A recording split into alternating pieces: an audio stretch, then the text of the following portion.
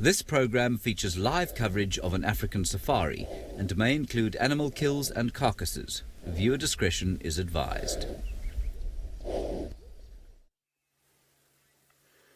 Good afternoon and welcome to, well, the wettest safari I've had since I've been back in South Africa. And it's hard to tell whether it's the sunset or the sunrise safari, so you can choose this afternoon. I wonder what we're going to do today other than be very soggy. My name is Taylor McCurdy, and on camera with me today is still Batman, a.k.a. Craig, as some of the normal people know. Now, I'm wearing my hood because I'm cold and it's very rainy and it's keeping me nice and warm. So if you'd like to comment on my jacket today, you can do so by hashtagging Safari Live, or you can also talk to us via the YouTube chat. Preferably, we'd prefer questions about animals, but to be honest, we'll take anything we can get. But it's not just me out on drive today. Tristan is also out bumbling about, hiding under his roof. Brent, he's also going to be there. We're sending him off to Chitwa. He drew the short straw. He's going to do all the hippos, all the crocodiles, and all the birds. I'm sure it'll be a lot of fun too. But expect a lot of rain. Some good things could happen this afternoon. There's definitely been some word on 2 different packs of wild dogs, so hopefully one of those packs cross onto the property. I know Brent's going to be quite excited. I'm excited. Tristan's excited. It's going to be a fight to whoever gets them first. Anyways, off you go to Brent so he can also say good afternoon. If there's a chance of wild dogs, Taylor McCurdy, you will eat my dust. But in the meantime, we have ground hornbill.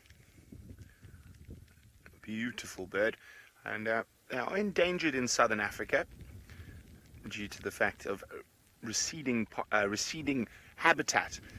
They are an indicator species of a healthy ecosystem, which is good news because obviously we're in a healthy ecosystem. My name is Brent Leo Smith.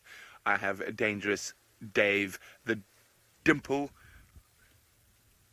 on camera, and so as you can see, it's quite cold and quite rainy, but we've got our roofs on, and let's see if we can get another view of that ground hornbill. Remember, if you have any questions for us, pop them on whichever feed you're watching on, or use the hashtag Safari Live on Twitter.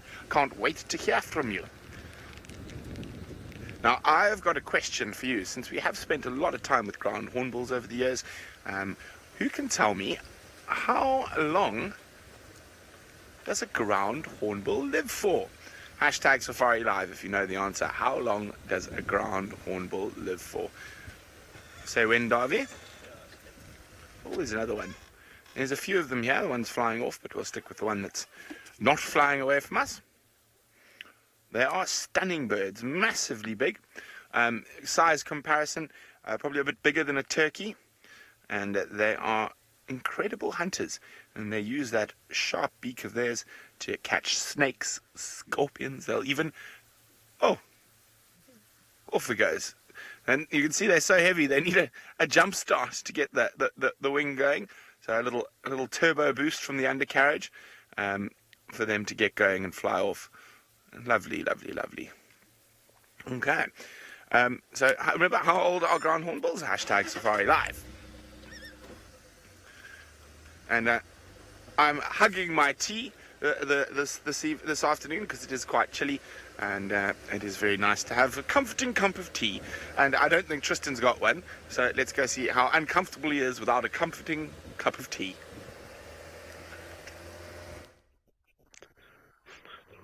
I don't know what's wrong with Brent Leo Smith today, but he is full of the joys of life, and maybe it's his tea that's talking, because I had my cup of tea already today. But anyway, as Brent mentioned, my name is Tristan, and on camera I've got Sebastian once again for a rather rainy start to our day. And in the background, as you can see, that it's not just me, but there is also our 3 boys that have come right out onto the dam wall, and they've decided that it's time to have a little kind of peer over the dam. I believe that there was just now some elephants that were around as well that may have pushed them out from their little slumber, and now they're kind of just sitting in the rain and just getting wet, as I suppose everybody else is doing today, because it is that kind of weather where everybody is just trying to kind of find somewhere to sit, and it doesn't matter if you're in the grass or if you are on the dam wall out in the open, you're going to get wet either way. But there's a big yawn, and I wonder if they're going to be fairly active this afternoon. They would have slept off a lot of their buffalo during the course of today, and so I would think that maybe, just maybe, they might actually be in the mood to hunt. The problem is that we're right up on the northern boundary, and so that means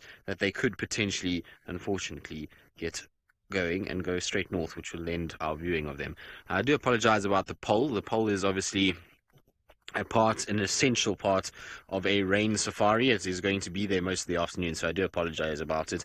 I'll try and position it a little bit better to help Seb just now. But what is really nice is that we've found ourselves in a situation where we can sit lower than what they are, so we're almost kind of at eye level with them, which is very, very cool. It's not every day that you can be eye level with a male lion, and so it's a nice little angle that we've got with the rain kind of falling down. Very, very pretty, and a good way to spend our afternoon, I would say. At least we have some cats. What's today? Is today Thursday? So it's Thursday today. So at least we've got some cats for Thursday, which is always very, very good. But it's amazing, when we were watching them this morning, two of them that were in the kind of grassy area, they really didn't look that big. But now that I see them kind of lying out in the open, they're actually impressive young lads. I think they're going to be quite big boys in a few years' time. Give them maybe another 2 years and those manes to really develop, and they'll be quite an impressive bunch. And there's definitely a situation where there's one blondie, which is quite typical when you have coalitions of male lions. You generally get a situation. Now there's the pole in the way, so I'm going to just reposition ourselves. Seb, give me 2 seconds so that you can get into a better place, because we got here just as Rebecca was linking to us, so I think we just didn't time things very well, but we'll get it right now. Let's have a look quickly. I just want to try and turn. So Rebecca is reminding me that it is World Water Day, and that it is wonderful that it is raining on World Water Day. No, I'm just joking. It is very good that it's raining. We obviously need the rain, and given that water is such a precious commodity these days, and everywhere seems to be having some sort of issues with water. Either you're having too much of it, or we're having too little of it. And so having a bit of rain like this is great for World Water Day indeed. I think it's a very, very cool thing, and the fact that there is a day dedicated to water is very special. Ultimately, we are made up of mostly water, and so it's an important thing to discuss. So if you've got water questions, then I suppose today's the day. Send them through on #SafariLive or the YouTube chat if you would like to. Good. Now, our lions, I don't think, are huge fans of World Water Day. I'm pretty sure they're not so happy with all the rain that is falling, but how beautiful is that? Look at his kind of mane that's going down his chest. These guys will get really big manes eventually when they do kind of fill out a little bit. They've got quite big puffy sort of hair growth on their elbows already, and so I'd imagine when it all kind of fills out, they're going to be quite impressive lads. I'm looking forward to actually seeing how they develop, if they stay around here, or just in general to follow them. It'll be interesting to see where they go and where they end up and how it all kind of plays out. But isn't that pretty? Very, very cool. I think so. You've got the beautiful russet bush willow in the background, adding a little bit of coloration, and then our boy that's just kind of standing up in the foreground. So it's a nice little bit of color around him with the little drops of water falling as well. Very, very cool to see. Oh, he's going to the toilet. Lovely.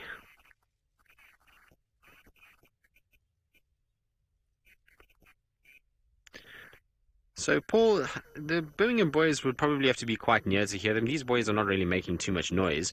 So I think it's more a case that the Birminghams have to walk where these guys have walked and pick up their scent more than actually hear them. I don't think we're going to have a situation where they're actually going to hear them from just them sitting around like this. But if they actually start to urinate like that, and then you have a situation where I could very well pick up their scent from wherever they actually are walking, and then follow them to this area, and that could be from a very long distance. But in terms of hearing, unless these guys start calling, they're not going to hear them from very, very far away at all. They'll have to be very close in order to hear them.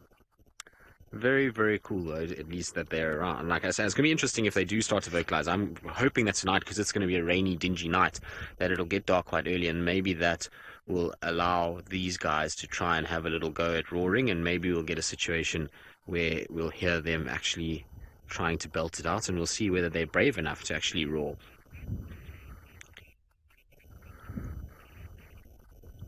So, Patrick, no, like I was saying, they haven't really been roaring much lately. I haven't heard them. They've been around for the last 3 weeks, and I haven't heard them at all.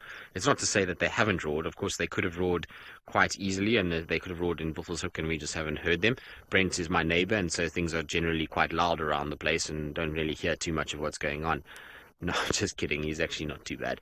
But they haven't really, from what I've heard, they haven't really been roaring very much. And there comes the Ellies now. Seb, can you see them? They're coming down onto the other side. I'm just going to go back a little bit so we can actually get a better view of them, because Seb's got a pole and a big buffalo thorn that's coming down. Now, I wonder what the Ellies are going to do, if they're going to come this way or if they're going to decide. Hold on, Seb. I'll turn you a little bit. Just hold on. So there we go. That should be, is that all right, Seb? There we go. Cool. So it'll be interesting if they're just going to drink and then go back the way that they came, or if they're going to come along the dam wall and chase these male lions. They could very well chase these boys. It wouldn't be impossible, and wouldn't be a situation where it would be improbable for them to actually come across the dam wall. Most of the time that the Ellies actually come to Buffelshoek Dam, if they don't go back the way they came, then they often do come across this dam wall and move into this area. So we'll just have to sit tight and see how this plays out, but I'm pretty sure it's going to be interesting nonetheless. Either way, amazing to have two of the most iconic species of Africa in the same place. So finally, I've had a sighting at Buffelshoek Dam of elephants and a cat together. It seems like everybody else has had plenty of these sightings, and I've had a situation where I haven't seen too many things at Buffelshoek Dam, so I'm quite thrilled that there's actually Ellies at the dam itself. And I didn't really expect the Ellies in weather like this. I would have thought that the Ellies would have not to been too worried about coming for water, but I suppose they still need it and require it. And you can see there's actually a tiny little baby there. Now that little baby is going to be something that lions could potentially hunt, and so I would imagine the mother of that baby is going to be very defensive and would want to chase these lions very far away. So if these elephants do come this way, these lions might get themselves into a little spot of bother and might get pushed around a little bit. So it looks like the Ellies are slowly meandering their way along. You see how they're moving across the bank there? So let's just see. I see more elephants in the distance coming as well. So we might end up with quite a few here, which will be very interesting to see. I wonder if this isn't maybe a portion of Fang's herd, because we know Fang has been hanging around here. I would be so thrilled if it is a portion of Fang's herd. Of course, it would mean that we'd have a lot more elephants joining. That herd is close to 50 elephants, so there's a lot of them in there, but I don't see any sign of her. I just see a couple grey backs in the bushes around us, and it looks really like there's quite a few of them coming. So hopefully Fang will make an appearance as well. It'll be a very exciting time. I'm interested to see how these Ellies go about this, because the thing is where they're walking is very steep. So you often find the Ellies don't actually kind of navigate along the shoreline of this dam. It gets too steep for them, so they normally go back up and then up onto the dam wall and across the dam wall. I actually don't think that they've seen the lions yet, and probably with this rain that we've got and the lack of wind, you might find that they haven't even smelt them either. And so when they go up onto the dam wall, they might get a bit of a fright, and I can assure you that they will be trumpeting and chasing should that happen. So as soon as we see them going up onto the dam wall, it'll be an interesting situation. But for now, it's just about quenching thirst and making sure everybody gets nice and hydrated. You see the little baby is going up, and if that little baby is not careful and it separates too far from its mom, I've seen lions go after babies like that because they are so little. Look, this lion is stalking. The lion is actually up and having a look. You see that? So the lion is trying to position itself so that maybe this baby elephant pops up, they can potentially get it. So that's really interesting. Now, we're going to have to just reposition. I want to just reposition ourselves because I don't want to be in a situation where we can't see what's going on. Now, I'm just going to keep quiet for a little bit because we are going to do a unscheduled broadcast. So hold on for 2 seconds.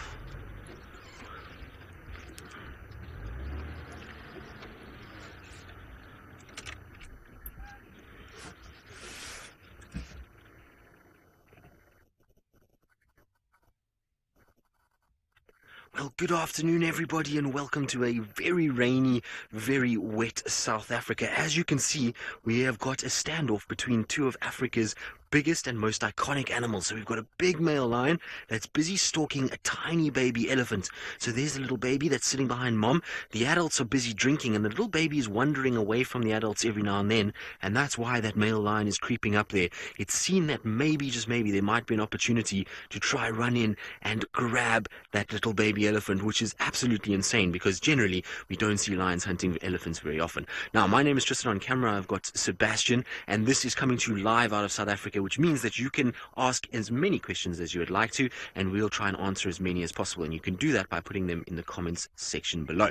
Now, that male lion was sitting, sleeping. He was feeling very sorry for himself with the rain that was falling. And all of a sudden, when that little baby elephant started moving up the bank away from the herd, he got up and walked to try and position himself there. And so what he's doing is he's trying to use the wall at the moment as a way to hide him, so that if that elephant, that little baby, does come up, he's able to then rush and try and grab that elephant and try and inflict some sort of injury to the elephant before the herd reacts. And I can promise you, if he grabs that baby, the herd will go absolutely crazy, and we'll have a situation where there'll be trumpeting, stampeding elephants everywhere. So it's going to be a tense situation, and one that we need to just kind of follow and monitor very, very closely. I think he's got a bit of a cheek, though, because ultimately he's going to have a bit of a problem. Now you can see that there's two of his brothers are sitting waiting at the moment and seeing what their brother is doing. So, Jason, yes, if the baby gets tackled by that lion, you'll find the entire herd will come at once to try and protect that little one and to try and look after it. So you can see, look, the lion is just peering over the top of the dam wall. It's looking for that little baby, but it is, like I say, very cheeky, because this whole herd will come running. They'll all try and chase that male lion, and what it will have to do is try and tackle this little baby to hurt it, and then try and kind of back off and then kind of keep going back and forth. And that's normally how it goes. Now, Stacey, this coalition is a new coalition to our area. In fact, this coalition is a coalition that we've only seen for the first time properly today. So they arrived about 2 days ago, and they were floating around on our northern boundaries, and then they've just crossed over during the night. And it's called the Avoca Coalition. So they come from quite far north of us in an area called the Timbavati, and they've come south towards this area. So, Paul, there is only these three males, which is a coalition. They come from a pride that is further north of us, that is about 20 lions, or was 20 lions. Apparently they're down to about 15, but because they were young males, they were chased out by the dominant males as these guys were starting to develop and become territorial. And so what's happening now is these are nomadic boys that are trying to set up a territory, and so it's just the three of them. There's no other males within this pride. They did have a bit of a fight with our resident pride here called the Nkuhuma pride, where they chased them off a buffalo kill, not last night, the night before, and that pride is actually serviced by different males. It's a coalition of 4 males called the Birminghams that normally are in this area, and those Birminghams, if they come here, are going to be very upset that these 3 are around. So, Jessica, the elephants could potentially kill the lions, but it's not easy. And remember, a lion is a very fleet-footed animal and runs faster than what the elephants do. So elephants, if they can catch a lion, yes, they could very well kill it, and their size difference and strength could easily make it possible for them to kill a lion. But a lion is much faster and much more agile, and that means it can generally get away from the elephants before it gets close. Now, the little baby elephant is wandering off. You can see it just behind its mom. It's kind of it's difficult to see now. It's between its mom and its sibling. There it is. So that's the tiny little baby that this male was watching, and it's now been very clever. It's sitting right up against mom, and so the moment to go after that little baby is pretty much gone. This male lion won't be able to wrestle with any of these other elephants that we've got. They're all far too large for him to go after. And you can see, actually, it's quite funny. He's not even watching the elephants right below him.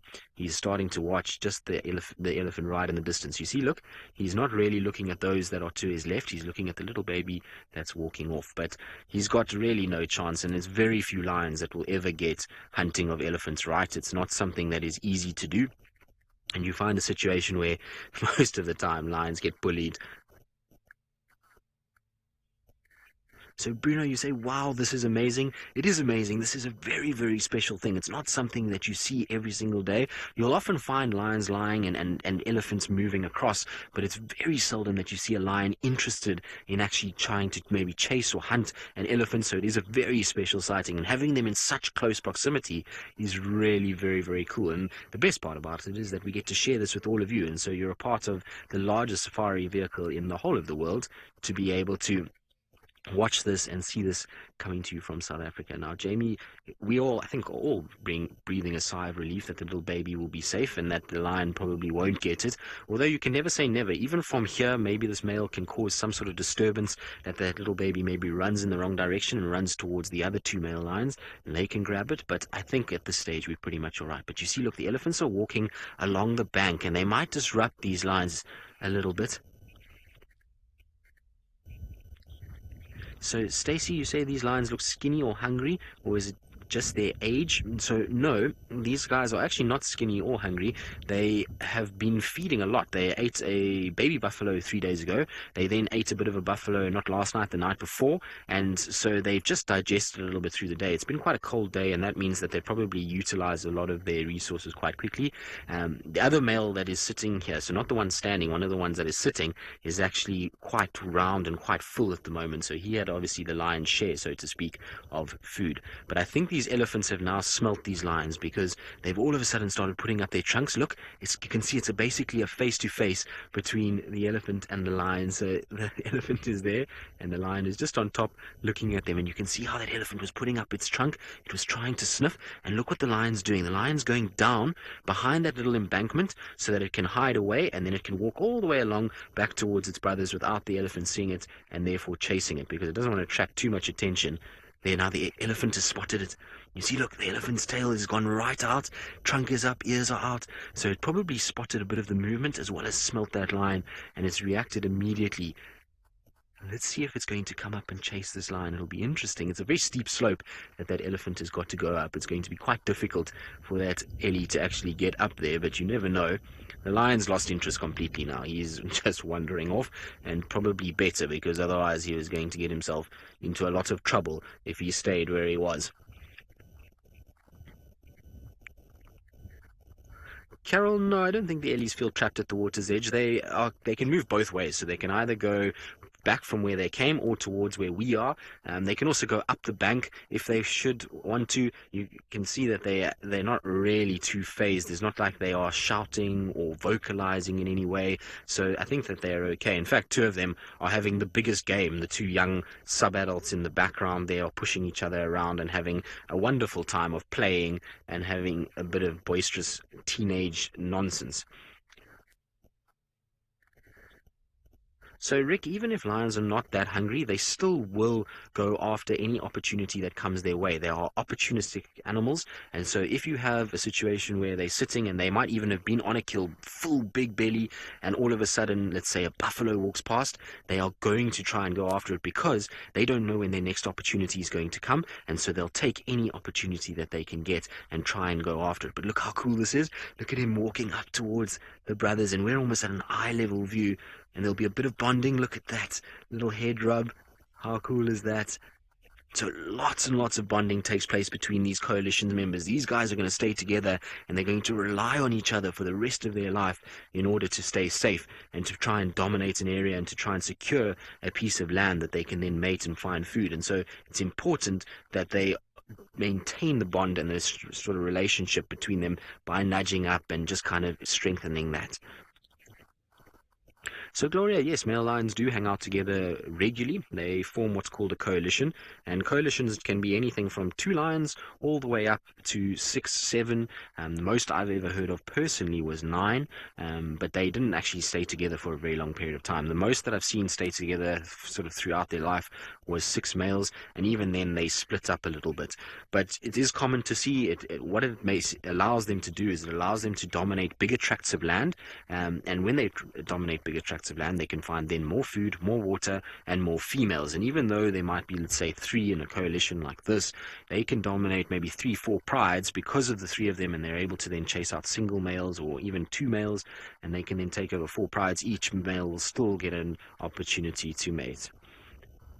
Maraja, these boys haven't dominated a pride yet or have a territory just yet, so there's no females in this area because these males are not really accepted as the dominant males. So there was females here 2 days ago, and they chased them, trying to kind of assert themselves, but because the females have cubs with other males, they're very nervous of that, and they're going to then try and keep their cubs as safe as possible. Now look, the elephants are coming up the bank, so I think these lions might unfortunately get chased off at some point. They're going to have a situation where it's going to probably end up in them giving way. You normally find it. Now you see the females coming up. Look at her tail going erect, ears out. She's trying to impose herself, make herself look bigger, so that the lions feel a little bit more intimidated, and you'll find the lions will give way. They know that Ellie's there we go. So there's 1 line up, 2 line, 3 lines, and off they go. They know they need to head off, and it's that elephant is just so much bigger and more powerful that's why they're being chased off. There it goes. You see the elephant is just making sure it stands up nice and tall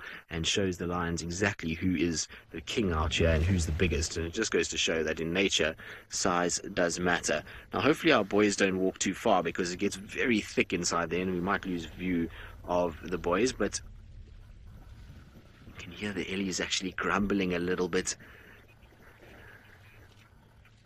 Right, now, while our ellies sit and smell these male lions who are just getting up and moving, we're going to carry on sitting here and see how this plays out. You can join us too on Safari Live, and you can just Google that and find us wherever it takes you, and hopefully you'll join us for the rest of the safari. We're going to be out here for quite some time still, but it's been an absolute pleasure having you all with us, and we hope to see you on Safari Live sometime soon.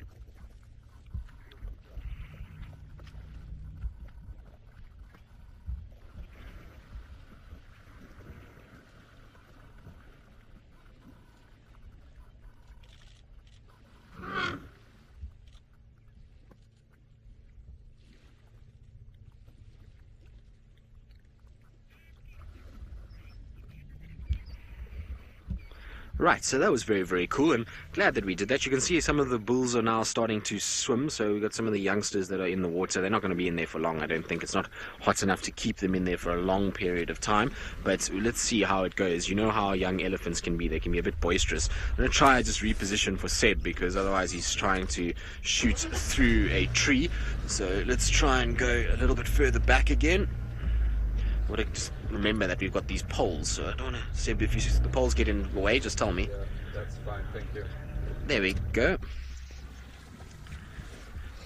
Right, so our little ones are just starting to splash around and play and push each other and being typical boisterous young boys at a waterhole. They love doing this kind of stuff, so it's always entertaining to watch them and to see how it goes. And like I say, they'll probably won't be in here for too long, but you never know. Sometimes this does take a while, and particularly because these lions are around, you might find with the other ellies just standing watch, they might play a little bit longer. Good. Well, while these two wrestle around in the water, let's send you off to Taylor Mac so she can say hello and, well, tell you what her plans are for the afternoon and where she's heading. Well, I think we're going to go and check the water levels of the dams today, Tristan. Not that it's rained too much. But since as though it is World Water Day, we must remember that we need to conserve as much of it as we can. So one of the things that we've done here at Wild Earth is have a look at this.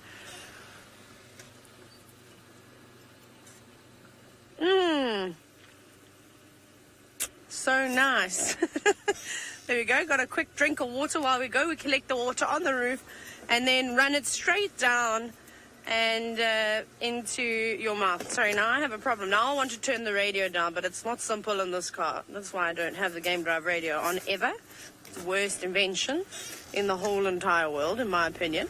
Anyways, so we're going to head towards Treehouse Dam. Craig and I, the only animal we've driven past is 2 turtle doves. Hey, Craig.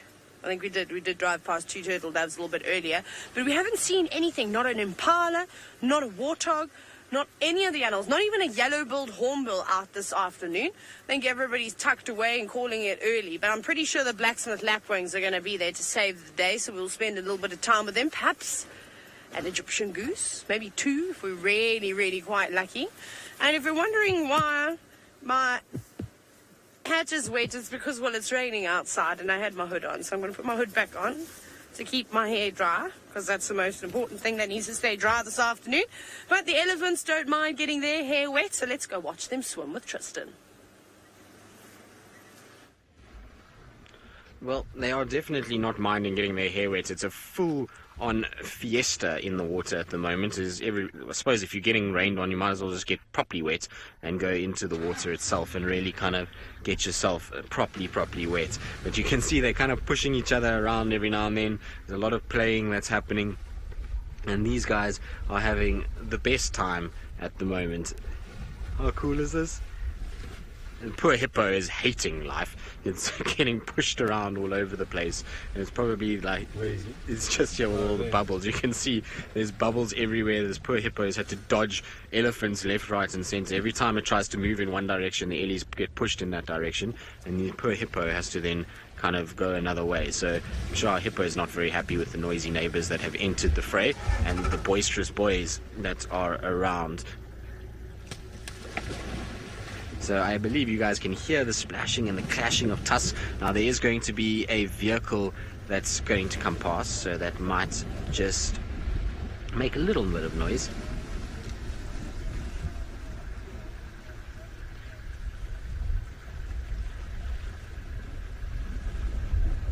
But I think maybe swim time is over. It looks like it. Looks like they might be heading off and deciding to go and actually feed now, and that's the end of that.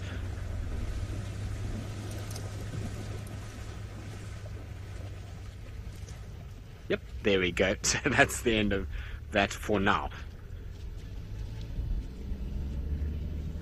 So, Magic Dragon, young elephants, not really. I mean, hippos, I suppose, could be a bit of a threat to a baby elephant, but generally when there's a baby, there's mom, and mom is normally very defensive of her young ones, and so she'll probably chase a hippo away quite quickly. Hippos know that big elephants are not something to be messed with, and you find that they try and leave them alone as much as possible. So I don't think you'd see too much in the way of a hippo going after elephants. I've personally never seen it. You can sometimes see them kind of going up to elephants and displaying, but I don't think they would ever follow through from it. See, our boys are now starting to go back into the water again. They've decided they want to play a little bit more. So maybe let's go round, although mom and baby are still blocking the dam wall, so we're not going to be able to go anywhere at this stage. They're still on the dam wall over there, kind of very sort of clearly looking at wherever those male lions are. The males have gone into the thickets and are not even visible anymore, so I don't think we're going to see too much more of them. So Seanak, surprisingly, elephants are good swimmers. They've got big round feet which allow them to actually propel water or push water away from them, and so they actually can go through and swim quite well. There's quite a famous photograph of an Indian elephant swimming, or Asian elephant swimming across in very blue water. Okay, yeah. You've got to love elephants swimming. They are such characters, and it's almost like they throw a tantrum and then they just throw their trunk down and they just kind of say, that's it, I'm done, and lie down on the edge of the water. Isn't that cool? I don't know what it is with sleepy ellies at the moment. We've had so many of them kind of just lie down recently. It's been very, very cool to see. Now it still seems like they're having the best time, these two. How cool is that? Very, very cool. A brief hiatus, I think, before it starts again. This is what happens, is when they get a little tired, then they rest for a bit, and then it starts with the nonsense, and they start pushing each other and kind of going at each other a little bit. It's quite interesting how it happens. Now, I've got to make sure other side is wet as well, so it's lots of rolling around that's taking place at this stage. Very, very, very funny to watch. Now comes the other one again. Like I say, brief hiatus and back to full-on playing. Ellies are the best. When they swim like this, it's got to be one of the most special things to watch, because it's just something that's, you don't really ever have a picture in your mind as to how playful elephants can be until you see them doing these kind of things and pushing each other around. It really is amazing. It's like little children.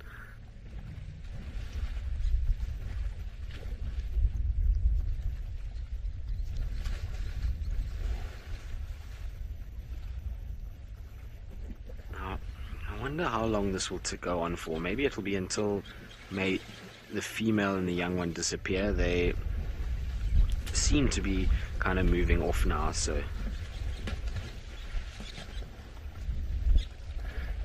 Bex, I think that they know their own power. Rebecca in FC is asking about young elephants, whether they know how strong they are, or do I think that they can hurt each other.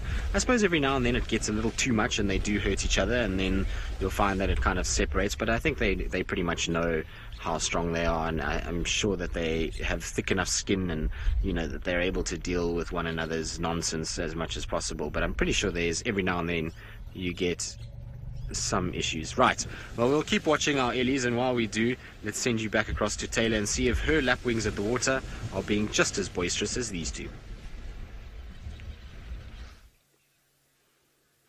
We are at Treehouse Dam, and guess what, everybody? We win the golden prize for the safari this afternoon, because we've got Mr.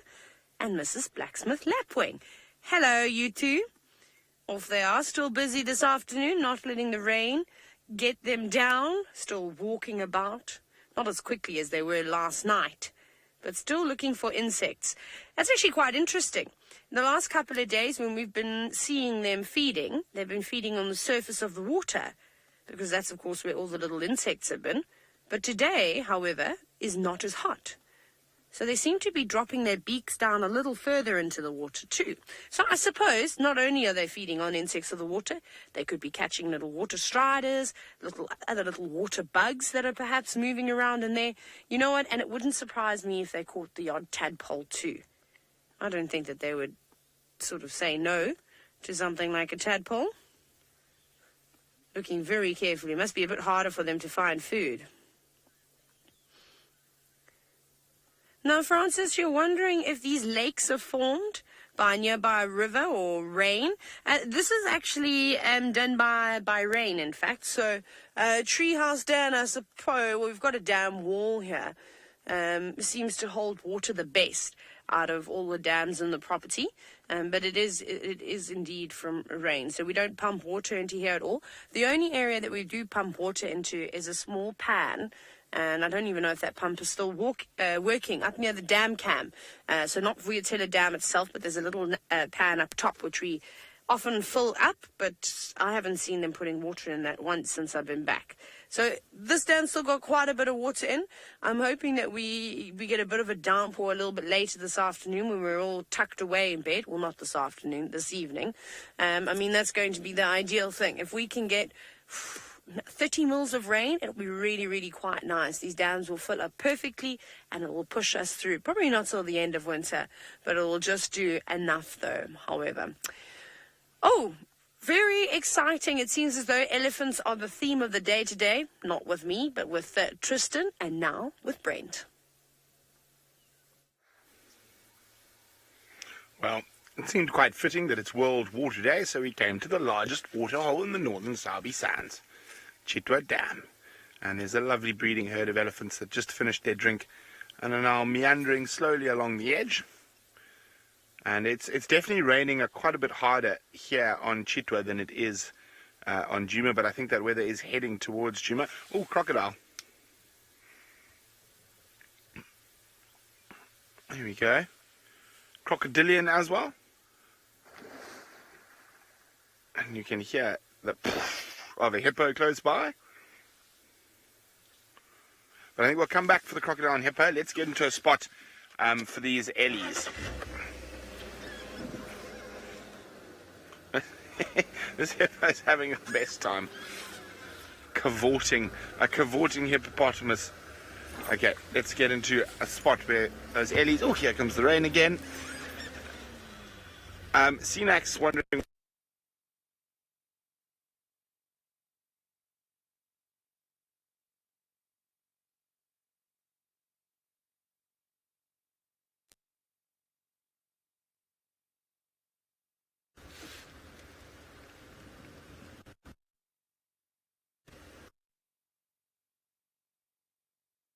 that. We had a little bit of an audio dip there. Mac was wondering what is the temperature of the water.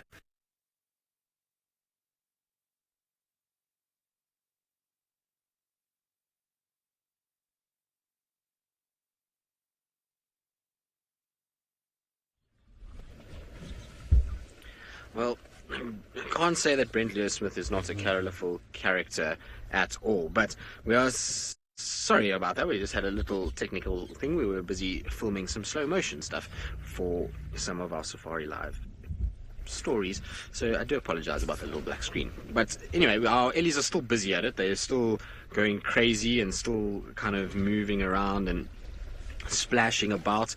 It's all sort of guns blazing at this stage. They really are having the best time out in the water. They are thoroughly enjoying themselves, which is very, very cool to see. I love watching the ellies when they're like this. It's the best thing.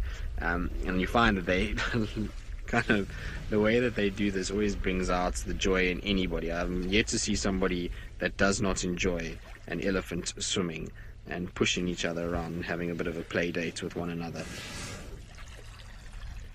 But how cool is this? Absolutely love watching them when they're in these kind of moods, because they just become, like little children, really. I think that might be it for the game, though, unfortunately. Maybe that's going to be all that's playtime allowed for today. Seems like it at this stage.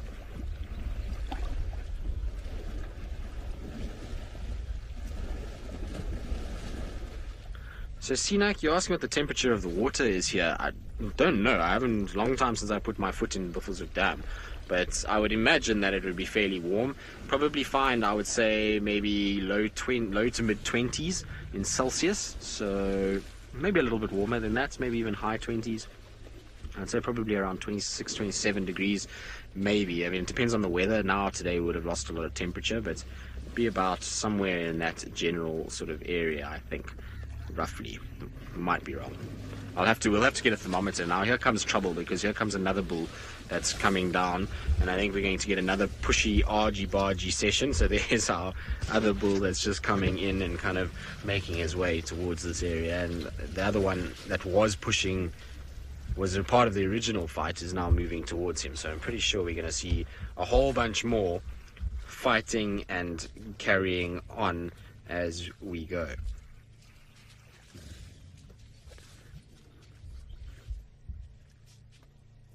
Let's see. These two are a little bit more evenly matched. The other one is slightly bigger, but let's see how these two go. I'm pretty sure they're going to push each other. It's kind of impulse that there we go. Young bulls cannot help themselves. Now a little greeting, little handshake, and then time to play. So they worked out that we know each other. It's now time that we have a bit of fun and we start pushing each other around. And so back into the water we go. The other one a little scared to get his trunk wet at this stage. Looks like it. You know how it is when you first get in, you have to dip your toes first. So Mrs. Lapwing, you're asking what argy-bargy is. Argy-bargy is a term for young sort of individuals, we'll call it, because it can be animal or people, that like to kind of push each other around. So it's a little bit of sort of wrestling and playful games that are played, and you see it in kind of, kids that are teenagers that mess around and play on the field or in sports. You say it's a little argy-bargy. It's when people are kind of just pushing each other around and getting a little kind of physical with each other, and so that's what you call it. But is this one going to really sit? It is sitting. You can't push the other one while sitting. You must stand up. There we go. That's better. Very playful, these lots. I feel like they are absolutely loving the fact that it's a bit of cooler weather, that they can have this epic time and go running around like hooligans.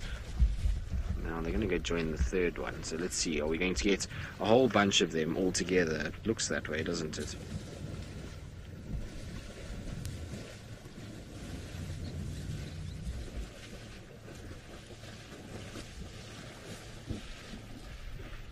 Let's see. There we go. Yep. So this one is stuck between a rock and a hard place. If it wasn't going to get wet, I think it's going to get wet now. It's now between the two boys that were originally fighting, and both of them are kind of waiting. I apologize about the pole.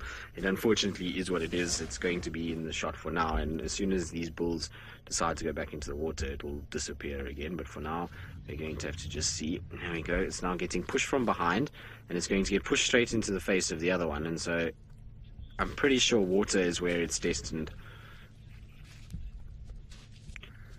So, Sinak, no, elephants are not territorial over waterholes. You'll have a situation where multiple different male elephants will come down to waterholes, herds will come down, they make use of it regularly, and there will be different groupings all the time. So you just kind of have that situation where at times it seems as though some bulls will dominate a waterhole, but it's not always the case. It's a situation where you'll have many different elephants coming to a waterhole, and a big bull, if it's a dry period, might try and chase off some of the younger bulls or herds, but in the end they're not really territorial. They're not marking their territory around a waterhole or defecating or scenting to try and keep others away. Now this pole is really in the worst possible spot. Of course it would be when the elephants decide to play on the bank itself. So there we go. Just try. So there we go. They're having a little bit of playtime now on the muddy banks because water is finished. It's now time to start playing in the mud. Really are delinquent teenagers, these two. Anyway, while we sit with these guys and watch them bully each other and push each other around, let's send you back across to Brent, who's got something completely opposite in the form of a peaceful little bird on the shore.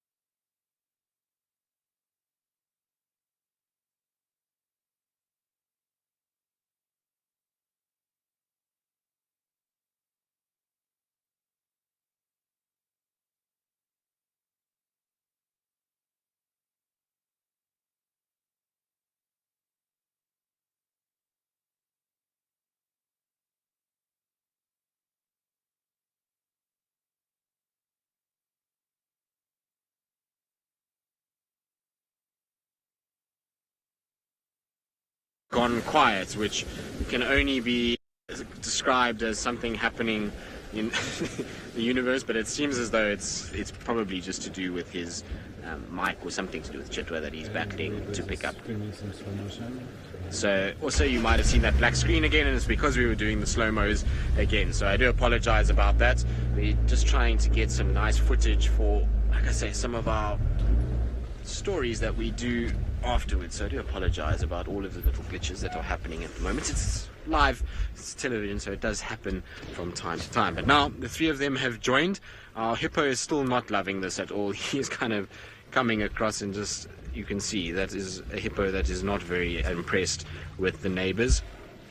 Sorry, boy, have they ruined your resting day? Your slumber has been ruined by big elephants and lions that have been around all day long. Right, well, our Ellies are going to carry on with their mischief. I'm pretty sure it's not going to end here, and so while they carry on with this naughtiness that is happening, let's send you across to Taylor, who's got some birds shuffling through something that maybe the elephants left behind.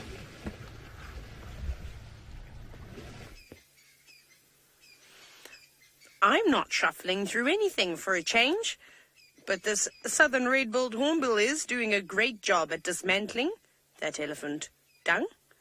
Yes, look at it. It's done a fabulous job. I think it's a combination between the cars driving over it, which we shouldn't be doing. Everybody, please remember, try not to drive over any form of dung if you can help it, even if it is dog feces. The reason why I say this is that there are lots of little insects that will go in there and try and feast upon it, and then you will just end up squashing them. And, well, here in South Africa, we have other animals like the hornbills, both yellow and red-billed hornbills particularly enjoy doing this, moving through all of the dung. And it's pretty important because, like I said, all those little creatures that may go to feast on the partially digested vegetation, or if it's a carnivore, the meat, whatever's left of the meat and the blood and all those things, and they will gobble it all up.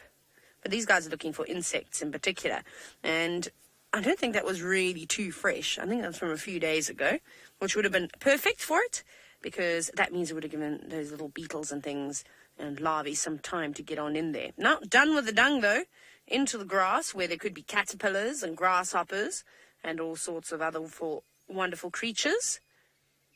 This is basically the first proper bird sighting, other than the blacksmith lapwings, that we've had all afternoon. But the rain is letting up slightly, and I am starting to hear calls of turtle doves and crested franklins and all sorts of other critters, little cisticulars. So that's quite nice. As long as the rain is not too heavy, they should come out again. Coast Rider, you said they've got such a funny walk. They do when they do move around. I like it when they hop. That's my favorite. They bounce from point A to point B most of the time, but they do definitely have an interesting gait. They are funny birds, especially the ones that hang around in camp. We actually have a pair of southern red-billed hornbills that frequent the camp. Normally that pair and then the pair of yellow-billed hornbills that also pass on through have domestics often, and it's normally over the disco ball. Obviously, the disco ball, I climbed up a tree and put a disco ball in a large fruited bush willow almost a year and a bit ago. It's still up there, but of course the little mirrors that are on it are very attractive when the sun hits it, and well, both parties seem to fight over it quite a bit. It's quite hilarious to watch. That and all the beetles that die in and around camp. They have a great time. They have an easy meal coming through, and we don't even have to pick them up and remove them. The hornbills do that all for us. Bye-bye, Hornbill. Thank you, Hornbill. Okay, let's carry on. Now, Sheila, I wish I had my big Africa bird book with me this afternoon, but it was going to get wet, so I was not going to bring that out with me. You've asked about the differences between the northern and the southern hornbills. Well, I suppose up north I think you get the northern red-billed hornbill too. I'm trying to remember if I saw one or not. Maybe some of you can help refresh my memory, but I'm not sure. We're going to check these pans as well. The go-away bird, we won't be able to see. It's too far up. Bit murky.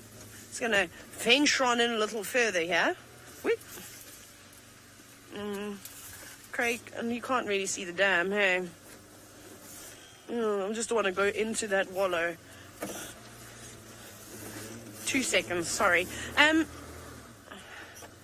trying to think. The only hornbills I saw were the African grey, and they were the same as the ones that we get down here. I then saw the big hornbills, our favourite ones, the southern ground hornbills. They, of course, were the same too. And then we saw the black and white casqued hornbills. I don't know if we get them here. I was sad I didn't get to see the silvery-cheeked hornbills. But I kind of wish, like I said, I wish I had my big bird book here so we could have a look. But I'm pretty sure the equivalent of the yellow-billed up there and the red-billed are very much the same, just occurring in a different part, in different, not quite hemisphere, but somewhere around there. That would have been quite cool. We could have gone through all of the hornbills. So I stopped at this pan hoping that we were going to see some terrapins or some water scorpions or some African land snails or frogs, but that does not seem to be the case out here at this little pan. So we shall carry on to Chele Pan, which is one that means frog. Hopefully we'll find some frogs there, but off we go to Tristan, who has apparently got a hippo that is unimpressed with the arrival of the elephants.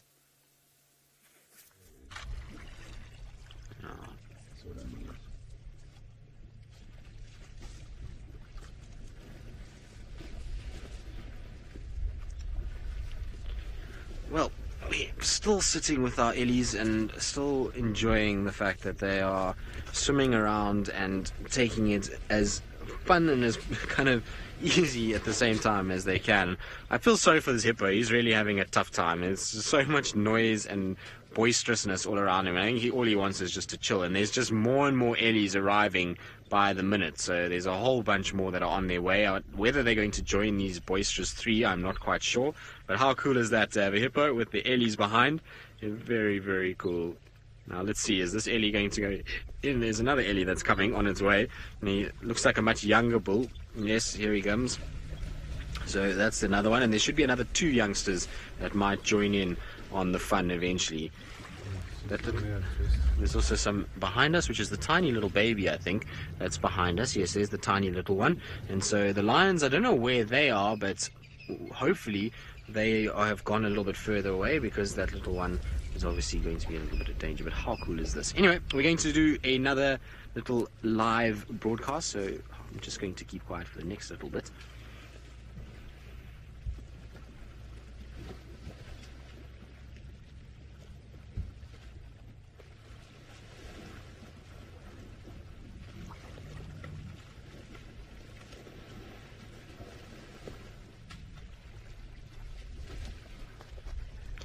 Good afternoon and welcome to not so sunny South Africa, a rather drizzly, overcast, wet day, but it is action absolutely everywhere. So it's wonderful to have you all with us. My name is Tristan, and on camera today I've got Sebastian, so there's his thumb, and we are coming to you live from South Africa, which means that you can interact with us and ask us as many questions as you want about these crazy elephants that are having the best time in this waterhole. And you can do that by just posting your comments or your questions in the comments section below, and we'll try and answer as many as possible. Now, there are 3 elephants that are in the water, but so many are starting to arrive. We've got more and more elephants that are piling into this waterhole, and it's probably because it's a bit of an overcast day. They're wet anyway. They might as well just get completely into the water and submerge, and there's lots of young ones that are pushing each other around, going on top of each other, and there's splashing and crashing and all kinds of things that are happening. And there's a poor hippo that is caught in amongst all of this, that is feeling very sorry for himself because his very placid waterhole has been completely ruined by a whole bunch of elephants that are splashing around all over the place. Now, Angela, who's all the way from Arkansas, you say hello. Well, lovely to have you with us. I hope that you're going to enjoy these playful ellies as they splash about, and I hope that you're having a wonderful day wherever you may be. Now, there's some more ellies that are coming along, and I do apologize if you saw a pole for a second there. That's because it's raining today, and so with our equipment on the vehicle, we need to keep it dry, and so that's why we have a pole there. So I do apologize. Now, I'm sitting here at this waterhole, and my good friend Brent, who is not so far away, is at a different waterhole, and he has ellies that are busy running away from it rather than into it. So something's gone on. Another herd of elephants have just arrived, and there's quite a lot of noises and upset elephant going on, and a whole lot of them just charged out of the water. So there could be a big bull that's arrived, but there's another breeding herd. Oh, elephants everywhere. Another herd's just arriving around us. There must be close on 60 or 70 elephants around. They're just coming out of the woodwork. Well, there's a serious argument going on. You can see the elephants are upset. This female in front of us, her tail's erect.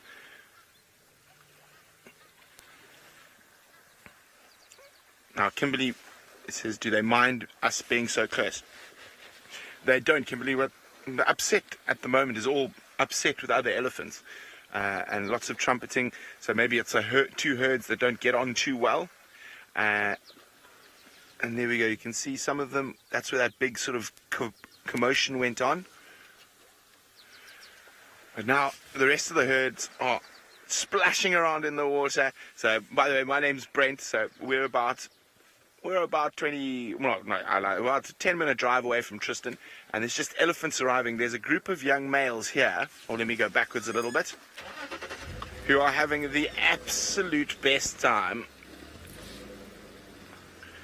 and are completely ignoring all the other commotion between the other elephants.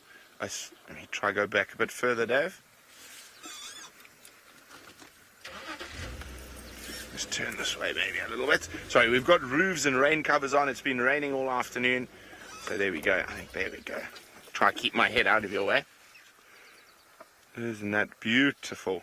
So these are all sort of teenage boys having a good old splish splash. They must know it's World Water Day, and they're taking full advantage of the waterhole.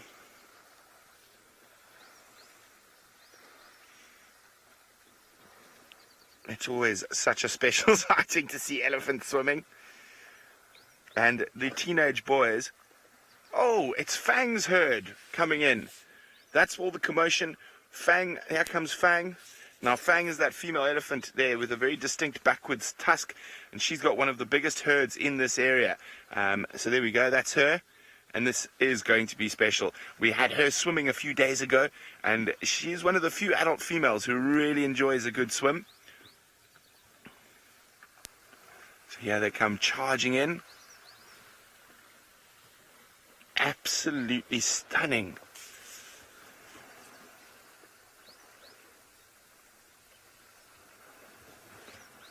Cola is wondering, will there be massive conflict between the herds?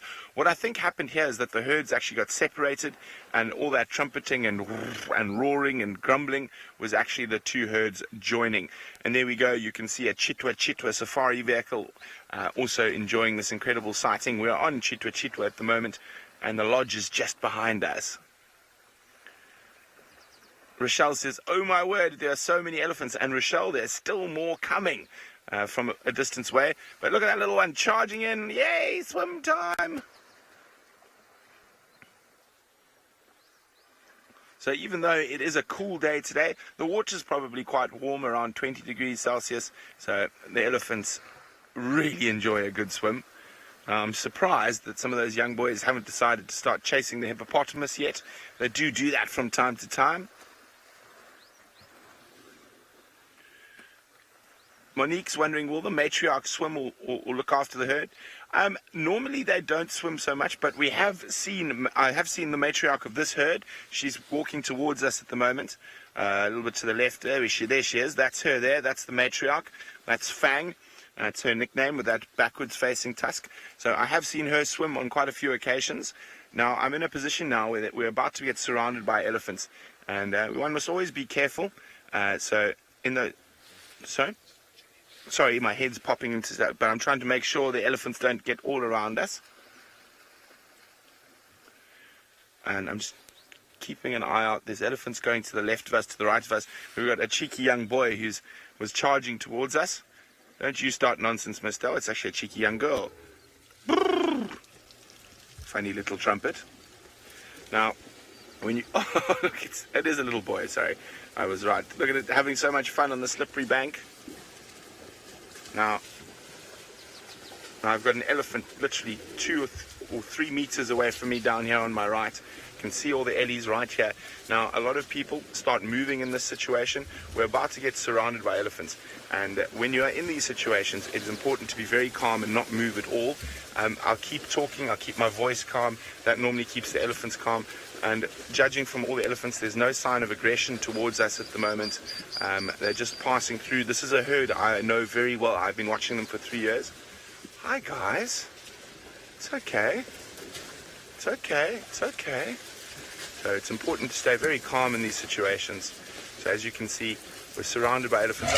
I'm watching each and individual's body language, and that's going to tell me if there's possibly going to be a problem from an individual. I'm keeping a close eye on females with young babies, like this one right next to us. Hello, big girl. Oh, yes. It's all okay, big girl. There we go. And it's very important to just stay calm. These two, there we go, another little baby coming right up towards us. Hi, guys. Isn't this amazing? I'm just going to keep quiet so you can hear some of the sounds.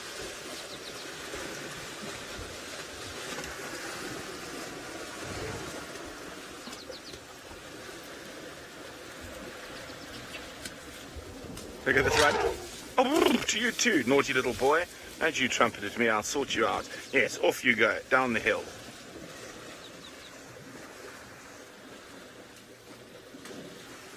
Okay, so I'm going to wait for the rest of the herd to move past me. It's not a good time to move the car, and then I'll turn around and we'll carry on watching them swim. Hopefully they're going to chase some hippos shortly. In the meantime, let's go back across to Tristan's Ellies, who can't decide whether to stay in the pool. Isn't that amazing? Or get out. Now, our Ellies are just finishing up on their swim. It sounds like Brent's having an amazing sighting where he is. We had an epic situation on our side as well with the Ellies. One of them fell down the bank and moms came rushing in, screaming and shouting, and there was just this insane audio that we had just now, and there kind of was this whole hiatus that took place. And funnily enough, actually in this whole situation is 3 male lions as well that have just disappeared behind the bank. They started to actually roar as well, so it was just absolute cacophony of noise around the dam. But our Ellie's young bulls are still playing. They're not in any way perturbed by the lions. They know that these guys are far too big to try and kind of push for any lions to really be a danger to them while they're swimming. So they still happily playing, having the best time. And I think it's the original Ellies that came in. So at first it was a couple of the young boys that were in here, and then the rest of the herd arrived, and it seems like it's still the young boys that have remained right until the end. It's absolutely amazing how playful they get when they're in water. So Laurie, you say you love all of their splashes. Their splashes are amazing. It's incredible how much water they can push. I suppose they are massive animals, and on the bigger elephants you'll find a situation where their trunks are close to sort of 200, 250 pounds alone, and so lots of water gets splashed all over the place, and it's a big fun affair in the water hole, and everybody kind of goes absolutely crazy when they're in here, and it's amazing just to watch. The best is when you get little ones in as well, because they also frolic about, and you find that the sort of older ones have to be a bit careful about the way that they push each other, because the little ones get caught up in amongst it. But can you hear all the splashing that's going on? Amazing.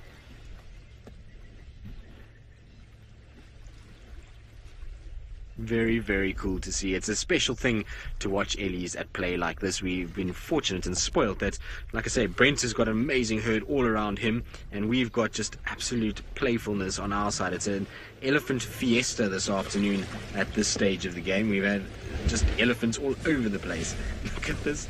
So you can see they do this from time to time. They climb onto each other's backs, and it's almost a bit of a domination thing. So as they kind of climb on, it's almost to say to the other one, I'm bigger and stronger than you. Look, I can kind of pin you down. And so that's why they do it. And then you'll find that the next one will come along and push that one, and lots of pushing that takes place. And when they lock tusks like that, even though it looks like they're being quite serious, they're actually being very gentle. But it's important that they do these things as young males, because when they get older, this is how they're going to challenge for females. If there's another equally powerful male around, they're going to have to push and clash tusks. And so this is all training for later. Even though it looks like a lot of fun games, and it is fun, they're going to have a situation where later they will use these skills and techniques that they're busy employing right now. So it's a pretty epic thing to watch, and amazing to see how they actually sort of train themselves inadvertently to be able to fight later in life. Right, now our Ellies are carrying on, and I believe Brent's Ellies have decided to join in on the water party, and it sounds like they've also gone in for a bit of a dip. Well, someone was asking if the matriarchs ever swim. There is the matriarch of this herd, Fang, absolutely loving a good swim. There she is. And lots of little ones have been trying to climb on her and play with her. And they just look like they're having the absolute best time. And look at that, isn't that just beautiful? Now, after a good swim, elephants often like a good dust bath. So if we look on the opposite side, you can't get them. Sorry, Dave. Let me just move quickly. So when?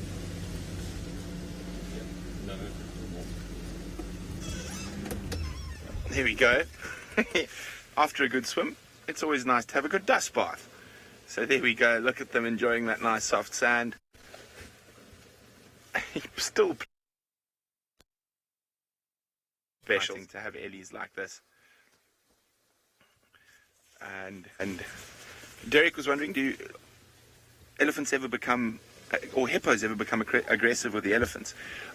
They can do, but normally it's the other way around. Young bulls like to chase the hippos just for fun. I'm actually surprised none of the young bulls decided to chase the resident hippos today.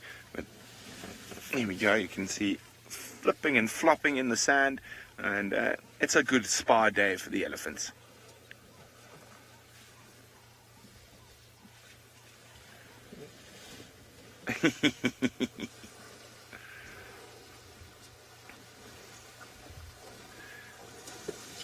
Now, of course, what a wonderful day to spend World Water Day with elephants around water holes, not waterfalls, cavorting and enjoying. So from all of us here, happy World Water Day, and keep a lookout for our Go Live notifications, or join us on YouTube. Just type in Safari Live. Toodles!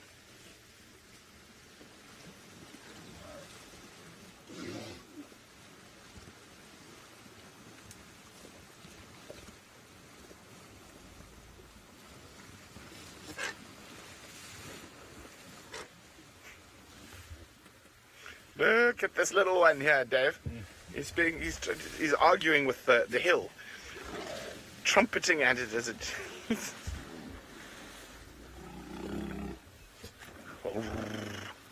Come on, up you go. You can do it. You can do it. Like a slipping and sliding. Oh, nearly there, nearly there. Well done. Yes, I'm sorry. It's my fault the hill was being cheeky. Yes, my fault. Don't go down again, you silly thing. Idiot. What a silly elephant. What a silly elephant. Behaving like an absolute clown. To you too. Where's he gone now? He's gone off behind us somewhere. And you can have a look back down to the right, the elephants in the sand. Oh, sweet. Still climbing on top of each other. Lots of games going on. That is one of the wonderful things about these really big herds. Bianca says this is honestly the cutest thing I've seen. It is very cute, and it's very special when elephants are in these moods, and I actually really believe they're in an absolutely thoroughly wonderful mood. And sort of, this is just, it's wonderful, it's cool, it's wet. We went for a swim, now we're having a sand bath. Oh, wow. That looks comfortable. I wouldn't mind lying in the sand like that for a bit.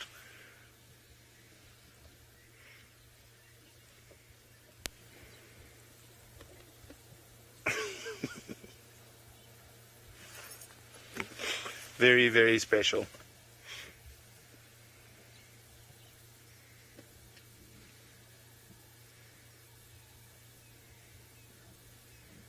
Look at the little one lower down.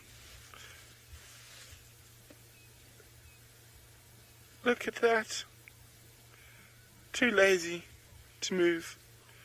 There we go. Chris says, great behavioral observation. It is wonderful to watch elephants when they're in such a good mood like this. And they are just too special. It's always wonderful to see elephants. But when they're in this type of mood, it is absolutely magic. Now, give me one word how this sighting has made you feel. Hashtags for your life. I just want one word. Mine is enthralled. That's my one word.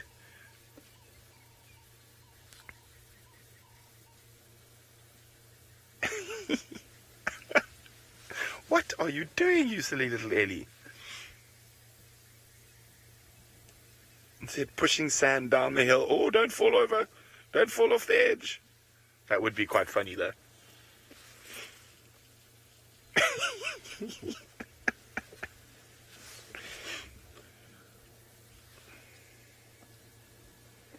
Next one arriving, fresh out of the water.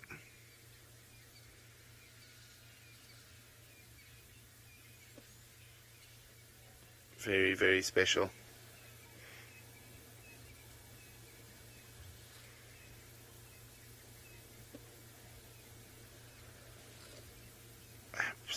Well, off to go fight with the other three. And this little one's deciding the sand is still better than any other sort of elephant companionship for now.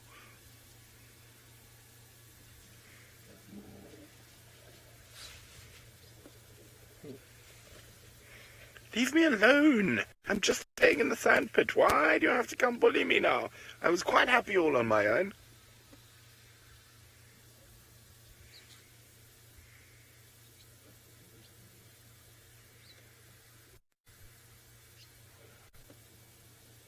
Stop it! Leave me alone!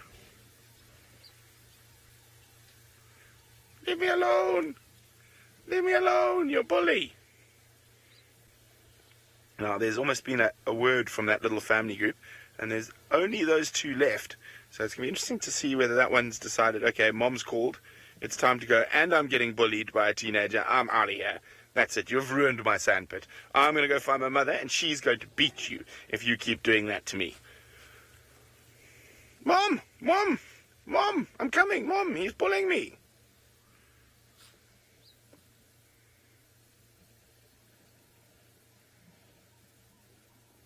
Yes, there we go. There's another teenager for you to play with. Better size than picking on the little one.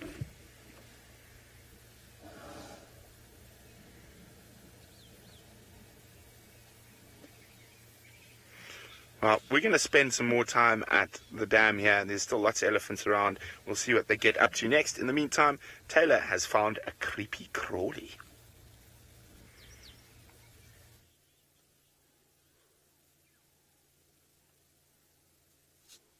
Look who I got.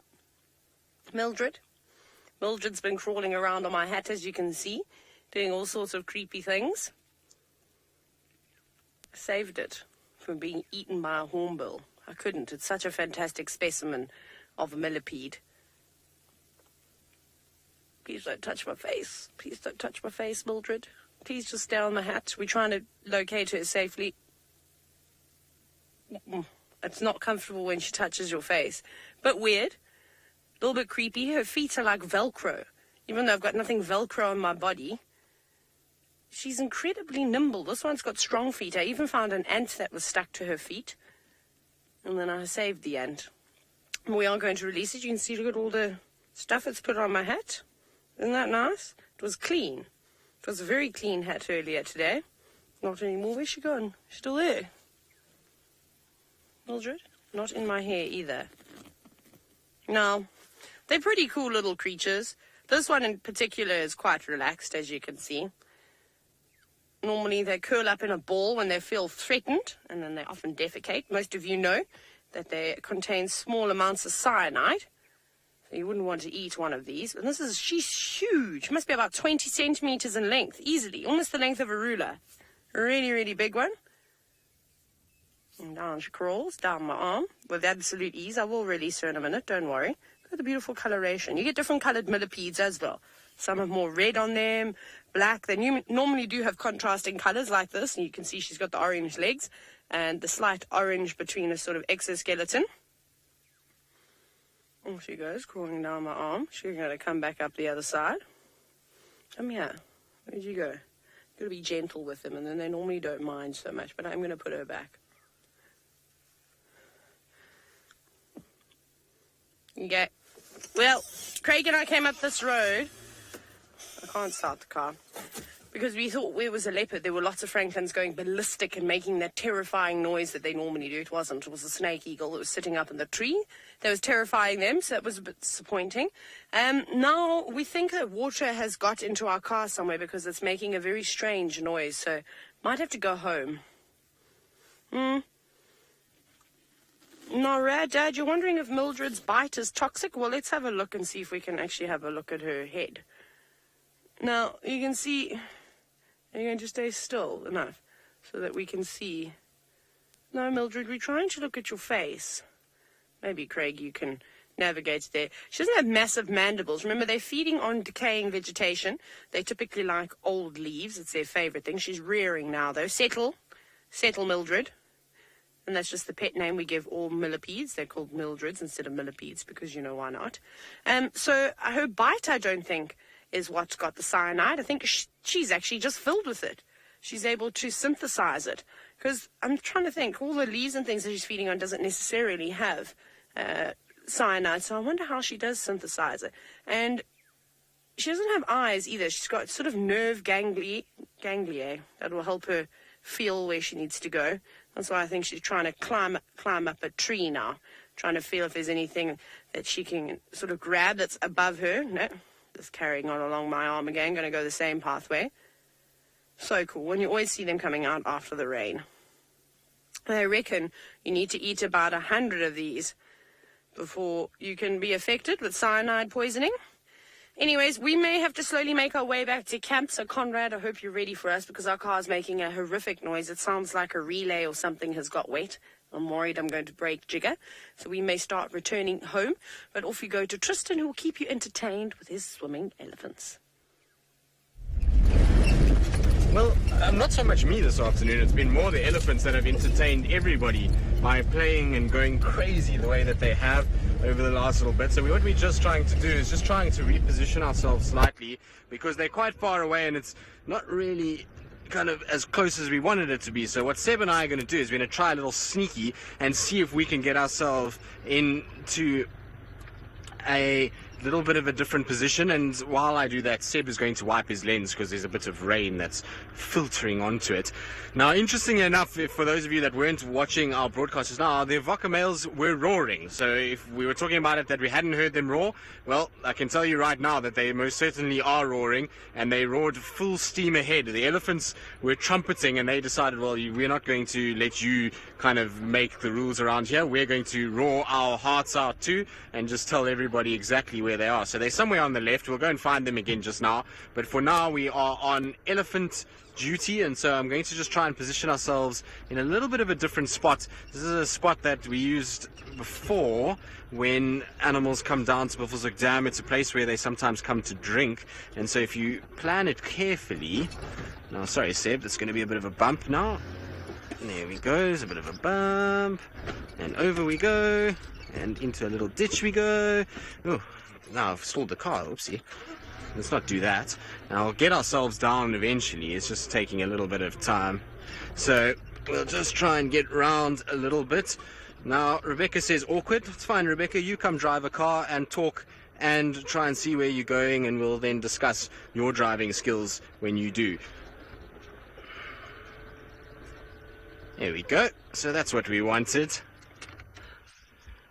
There we go. Now we've got a much better view, nice and kind of eye level again, and much closer than what we were just now. So we can see the splashing firsthand at this stage, which is going to be a lot, I'm pretty sure. These boys are still having a really good time of it at the moment. They're absolutely loving pushing each other around. It's the original 4 that we had, so they've been in all the time that we've been here, which has been a rather long time, that is.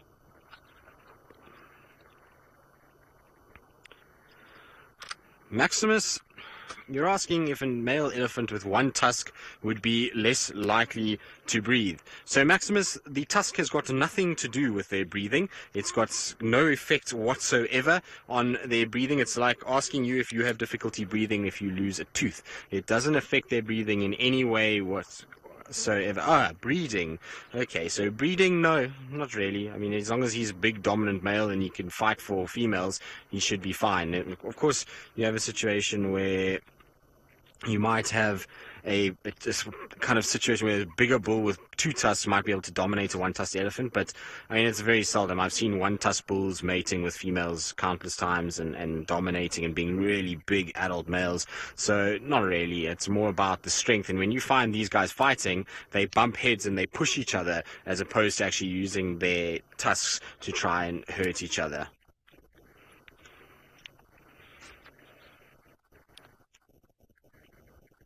Now, lovely Laurie, 1-tusked bulls on Djuma, there are 36 of them in total, and they roam around here. We know them all by name, and they are all very well known and ID'd. No, I have absolutely no idea how many 1-tusked bulls there are on Djuma. It's completely random. We get, I don't know how many different elephants coming through this area. There's over 18,000 elephants in the Kruger National Park, and of that I can guarantee you that there's probably at least 1,000 bulls that don't only have 1 tusk. So to know every single one and to count how many there are on Djuma at any one time is pretty difficult. So my answer to that is I have absolutely no idea, and I'm pretty sure it would be an almost impossible task to follow exactly how many 1-tusked bulls we have on Djuma at any one time. It's just, you know, unless we go through an elephant drought and we just see one, other than that, it would be very, very, very difficult to know exactly. They move throughout here. We know that during the course of a day, you can get movement of 20, 30, 40 different bull elephants coming through Djuma if they wanted to. So, you know, it's a tough thing to know. Numbers of elephants on Djuma at any one time is always a tough kind of numbered or kind of thing to guess or estimate. It's pretty random 90% of the time. So what I can tell you is that we do definitely have one. That's what I can tell you, which is the one that we are seeing busy playing in the water at the moment. It's a individual that has 1 tusk, and the rest of the herd seem to all have 2. So we have at least one is probably a good answer for you at the moment. Can't believe how long they've played for this afternoon. It's been a non-stop affair from these guys. They've just kind of gotten in and they've just thoroughly loved it. And it's now starting to rain again, so I wonder if they're just going to keep going with this all day long until it gets close to the sunset, which I'm sure will be pretty soon given how cloudy it is. but it's really quite phenomenal to watch how much kind of playing has taken place this afternoon.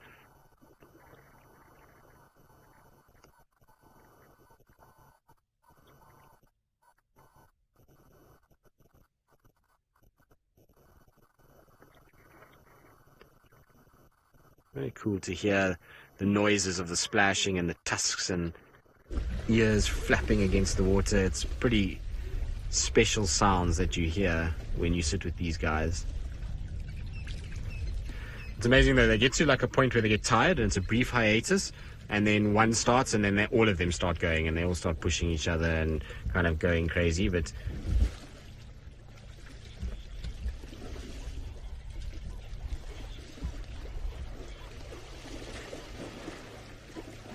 Helena, these are teenage bull elephants. None of these are old elephants at all. These are all elephants that are between 10 and 20 years old, which is teenage girls. I don't know. Sorry, Rebecca, I can't hear you today. You mumbling. But anyway, there's a situation where there's girls.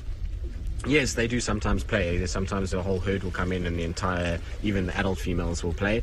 But it's only really the boys that will spend endless hours. The girls play a little bit and then they kind of go out and they join the moms, but you'll find that they very seldom spend hours and hours in here like these guys do. And so hopefully we'll have a situation where maybe we'll get some girls joining just now. There was some in a little bit earlier when the whole herd was in. There were a few of the ladies that were also kind of pushing each other around and having a bit of a swim. But it's definitely, the rain is starting again, and we had a brief hiatus in the rain, and it's now starting to come down with a bit more venom once again, and we're starting to get a lot more drizzle falling on us and kind of wetting all over the place. And I think it's going to be maybe the end of our boys having a swim. It looks like they're all departing now. They're all kind of trying to go around the corner. Now I'm going to quickly send you across to Taylor because she has something special. Great, give me a high five! Our car is braking, but we have got wild dogs. Woo! Hi, puppies. We're also now going past. I apologize. You may be able to hear a zzz noise. Please ignore it, because we've got wild dogs. Because we got them. We got wild dogs. I have to call them in on the radio. If any stations can copy me, I've got a pack of wild dogs. They're mobile down that link road between Vuyatela. I'm going to go towards Vuyatela Pan. I'm just here by myself. Well, anyone's supposed to join. Sorry, everybody. Let me quickly do that. No. You cannot go into someone's house, wild dogs. There are lanes. It's going to here. Oh, there are many. Oh, they're chasing it. Watch it. Goodness.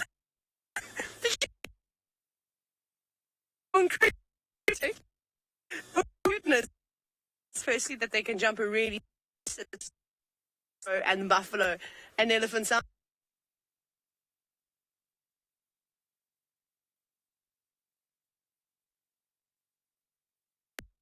Okay, let me sing. So we would no, they're looking. They are looking for something.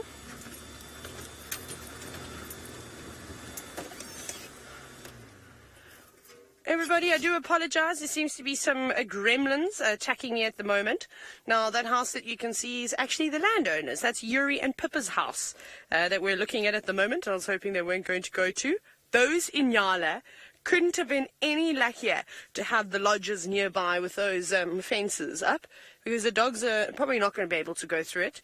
The strands are not wide enough. If they wanted to, they could dive through, but I highly doubt that they will. 1, 2, 3, 4, 5, 6, 7. There's 7 or 8 dogs here, at least, that I can see. This is so cool. I can't believe they came back. Remember I said we were going to check them? Now they're going to run right past the vehicle. This is amazing. Not only did we get to see a Mildred today, we got to see a pack of dogs, and we are on our way home. Craig is going to wipe the lens, everybody. Apologies. Of course, it is raining, as you know. Oh, I'm so excited. Puppies that are hungry and on the move. Incredible. Oh, what do they got? What do they got? They've got something? Oh, it's a scrub hare. I'm so sorry, little scrub hare. Oh, that was quick. I just heard a very, very faint distress call. It must have been trying to cower away underneath a log.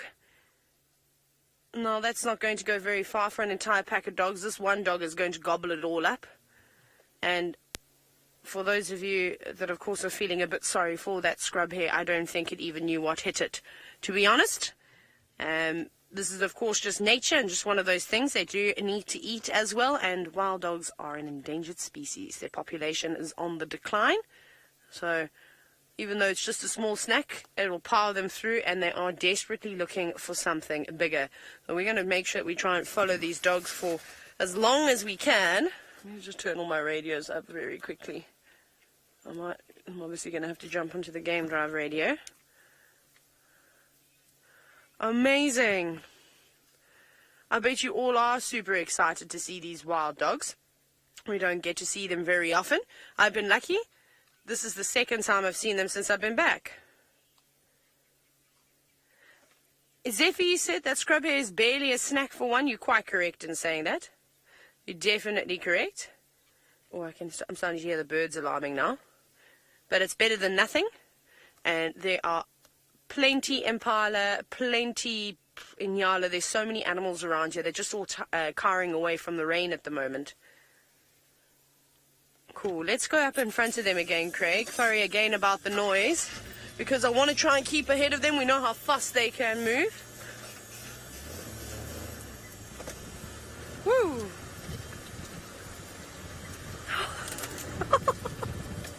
You've all got great senses of humour, but also terrible at the same time. Some of you said that was the damn Cam Scrub hare, and you're wondering, what are you going to watch tonight? I'm sorry that I'm laughing. I'm going to follow this one that's up in front. See, they're looking to flush things out. I'm trying to look around to see if I can see any more impala. Sure, those Inyala were really lucky, hey? That was incredible. Good acting on those Inyala. Definitely wasn't their day. That would have been an ideal meal for these adults. Ferrari safaris in the rain. Could this day get any better? Now, Richter, you said they're such efficient hunters. They are indeed. Now, they're actually being quite quiet. Obviously, they've rallied one another up earlier. They're now on the prowl. Hello, beautifuls. Very wet, as you can see. Oh, and one's got a collar, Craig. So here we go. One of the big males has got a collar. Maybe this will help you in identifying perhaps the pack. I can't remember who wears a collar and who doesn't anymore.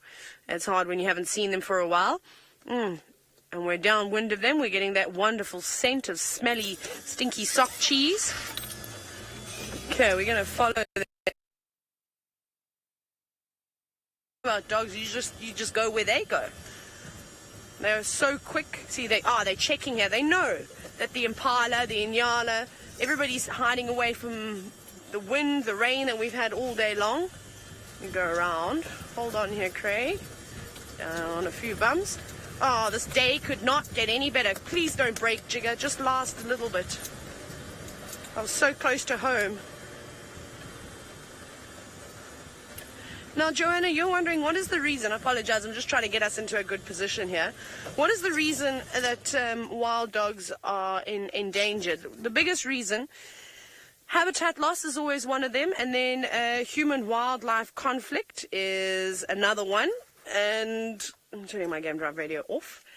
And then the other thing is diseases that come about, and often these diseases are brought in by domestic animals like dogs, bringing in canine distemper, rabies. They are huge, huge problems. And because they're so social, and the way they greet one another is, of course, by licking, they smell one another often, these diseases are passed on very, very quickly, and it will wipe out an entire pack. So that's the biggest problem. There's one still trotting through. You see, the problem here is that as they move through these thickets, they, Craig is going to wipe the, no, Craig's just wiping his lens again. So they're going to have the birds against them. They're going to start alarming through these thickets. Joy, you're wondering if I thought the alpha female looked pregnant. I haven't even had a chance to identify who the alpha female is. So I couldn't even tell you, I'm afraid. I don't even know who she is. I'm just trying to keep tabs on them as they run through. Looks like they are trying to flush little scrub hares, perhaps a steenbok or a deka out. But let's go up ahead again. Craig, how bad is that sound? Pretty bad. Again, I'm apologizing for the sound of the car. We were almost in camp to go and find out what's wrong with this car. I suspect one of the relays has just got wet because I can see a bit of water has leaked in somewhere. No warning lights on. Can't smell smoke or see smoke. I can't smell fire, but I can't see smoke either, so, well, we'll just drive. We'll just carry on until this car stops going, especially if we've got wild dogs. My favorite part, where Craig has to try film, wipe the camera lens, and hold on for dear life. Hey, Craig, how excited are you? He said it's the best, with the straightest face you've ever seen. Okay, now we're getting into good country for these dogs. It might be a bit tricky for us to navigate around here, however. Okay, Craig is going to constantly keep wiping that lens. As we're driving, obviously the drizzle that we've got at the moment is spraying back into the car and going onto the lens. We want to make sure you've got the clearest view possible. So, oh no, don't go down in there, doggies. That's going to be difficult for me. But of course I want you to get a meal, so go where you need to go. They are so fast and so nimble, even though we've got really small cars and we're able to crash and turn pretty sharp in comparison to the vehicles we're driving up in the Mara. It's still always a challenge. We're going to be lots of prey species along the drainage line. Lots of duiker, lots of steenbok, bushbuck, inyala. This is always a hot spot down on the drainage lines. I can already hear the birds alarming. Come on, doggies, you can do it. Now, they're quite big. For those of you that have never seen a wild dog in real life, they're incredibly large. In fact, they must stand taller than my knee. Way taller than my knee, in fact. Probably halfway between my knee and my hip. Tall dogs, but slender. Not too muscular, because of course they need to be quick. Very cool doggies. We're following them, so they're listening. They've got their ears pricked, noses pointed to the sky, trying to pick up on any sense. And they'll just come running on either side of the car. It's really amazing. When you are with wild dogs and they are on the hunt, it feels as though you are in the pack hunting with them. It is insane. They're going to stop. Now what they're going to do is they're going to scan around. They're going to listen.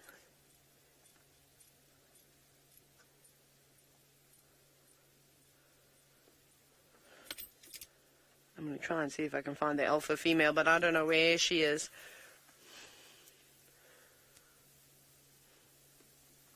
Now, AMG, you're wondering if I know why do birds alarm at wild dogs. Yes, of course. Well, they're still a predator. And if there's a bird sitting on the ground, it wouldn't surprise me if a pack of dogs went racing through a flock of guinea fowl and tried to grab one of them. That would definitely happen. So they're still going to alarm at them. I'm going to jump up again and keep going forward. I don't want to get too far behind these dogs at all. Again, we're coming into some thicker places. We've got a drainage line down here on our left. The Mulwati's in here. And this area is quite tough to navigate. Luckily, Weaver's Nest is not too far away from here. So if I feel like we're going to get a better chance of actually going all the way around, we might do that. Oh, they've seen something. Oh, they're chasing a duiker. Hold on.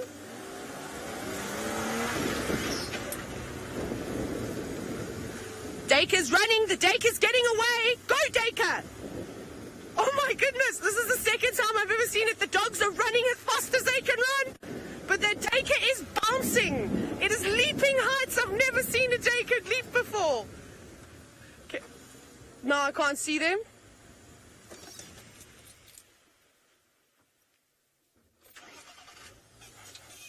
Oh no, car, don't stop now. Hold on, Craig, we're going in.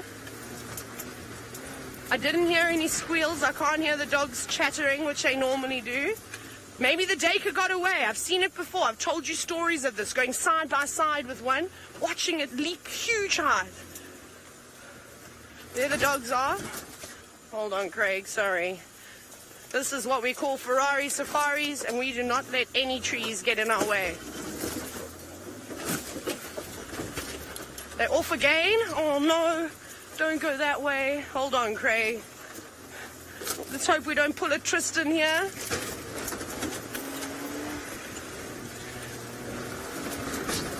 Tyre, don't fall off the car either. No, I'm running into obstacles. Oh, there they are. Phew. I forget we have a roof on as well. You okay, Craig? You still on? Hold on. There they go. They are buzzed. Are you sure you're right, Craig? There they go. I think they've lost the daycare though. Oh wait, I'm going this way. Craig thought I was going to run over one of the dogs. I'll never run over a dog. Never.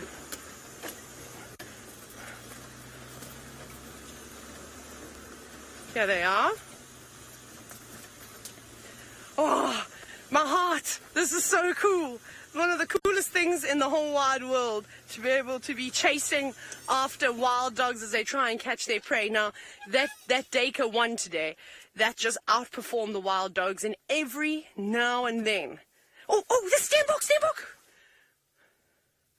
Desperately trying to go, but the steenbok is also too quick for the dogs. Hold on, Craig. Only one dog is chasing. Trying to flush all the smaller antelope that are out in here. I don't know if it's going to get it.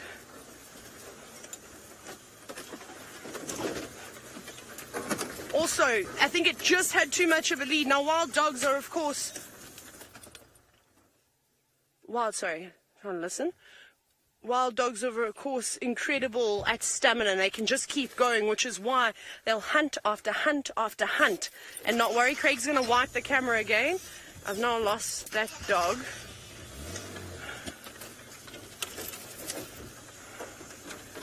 Rebecca, are you still there? I'm just checking, because I may have pulled my earpiece out. Okay, Rebecca's still there. I don't know where to look now. Okay, we're going to try and find these dogs again. I'm going to send you back to Tristan on a bit of bundu bashing. Well, good luck, Taylor. It's all happening this afternoon. We've had swimming elephants. We've had roaring lions. Well, not yet on camera, but we will get them on camera eventually. We've had wild dogs chasing around. And so hopefully Taylor keeps Craig, Jigger's front tire, and doesn't break Jigger, because apparently Jigger was making a bit of a noise before Taylor started her thing. But we managed to find our lions again in, well, what can only be described as possibly one of the worst areas that I have off-roaded in Djuma. It is just horrible. It is thick grass. It is knob thorns everywhere. It is just not a very pleasant place at all. You can see what it looks like in here and how those lions disappear. So it took us a while to find them, but we're sitting with them now and they're rather sleepy. But while they're kind of sleeping, we've actually managed to accrue a few insects as we've been going. So Seb, I've got a number of insects here, which is quite cool, because... Oh, we've got another one there. So we've got insects everywhere. Let's start with this guy that's crawling away from us, where my finger is. So there's a little one that's crawling. I don't know what that is, but it's busy moving away from me at a rate of knots and is trying to get away. We then have to the front left, which looks like a little shield bug, that. We have this little guy in front here, which is a little caterpillar that is slowly moving down the dashboard as well and is inching its way along. There we go. Off you go, little one, down the rain covers, and let's see where you end up. And I wonder what it's actually going to do, because I'll have to try and rescue all of these insects and put them back in the bush, because they're all fallen off various parts of leaves. Fire break next to me, so it was open. It was clear clear. To this point, but the myriad of insects. Then on the grass stalk, I've now got another little fella, which is very, very pretty. It's a tiny little kind of white insect. Now, I'm not 100% sure. I've seen these guys before, and I'm forgetting the name. I used to remember what they were called, but I can't remember its name at the moment. Just trying to think. I wonder if it's not one of the leaf hoppers, but I have seen them before, and I remember researching them and finding their name, but now I am at a loss as to what they're actually called. But you can see a fairly mobile little fella. Sorry, Seb, I'm trying to turn it. Oh, sorry, that's my fault. I let go of the grass stalk. Sorry, Seb. It's my fault. It's moving so quick. And there it goes towards the end. Now what, little one? So it's my fault that I'm moving the stalk so much. I've got the shakes the way that it's sitting. So Seb, let's not worry about that one anymore. And then over here on the left-hand side is another interesting little fella that's got an ant crawling on it. I don't know what this little thing is. How cool is that little guy? So it almost looks like a type of beetle, cicada almost. It's got massive eye, little yellow spots. I don't know. Has anybody ever seen one of these before? This is the first time that I've ever seen one of them. It actually looks a bit more jewel beetle-ish in the way that it's built. It's got, like I say, those big eyes, and it seems like an insect that's kind of feeding on its eye. That's ridiculous. What is going on? That is very, very interesting. I don't know what that bug is doing on its eye. I wonder if it's getting some sort of moisture from there. It looks like it's kind of gleaning moisture from its eye. That's very cool. It looks definitely like one of the jewel beetle family, so that particular kind of build and structure, but which one it is, I'm not quite sure. But that little insect is getting water from the actual carapace of this beetle for the exoskeleton. You see that? And the beetle doesn't seem to be too perturbed at all. It's kind of doing a little dance now as well. Wonder what is going on. That little beetle is definitely getting moisture from the bigger beetle. And the bigger beetle seems not in any bit worried about the fact that the little beetle is crawling all over its head, its eye. It's weird. I've never seen that before at all. But you can see quite a fancy looking fella. It's got little yellow head with black spots. What are you?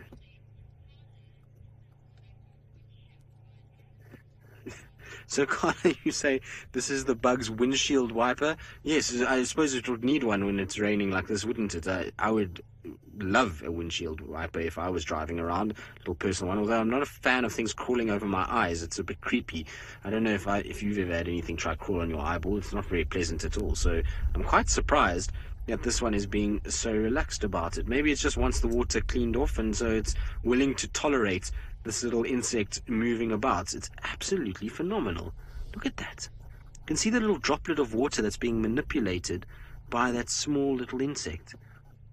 This is very cool. Just goes to show you that sometimes, even though you've got big, ferocious lions next to you, there's a lot of interesting things happening all around. And we've just had one thing after another this afternoon, even though it's been horrendous weather. No, don't poo on my dashboard. This bug is pooing on my dashboard. Look, Seb, you see it's coming out the back end. Yeah. I'll put the grass there where it's coming out, so there you can see it. It's defecating on my dashboard. You naughty insect. What are you doing? Now I've just swallowed an insect because they're all attacking me at the moment. This is not going well. One is pooing on my dashboard. Another one's flown into my mouth.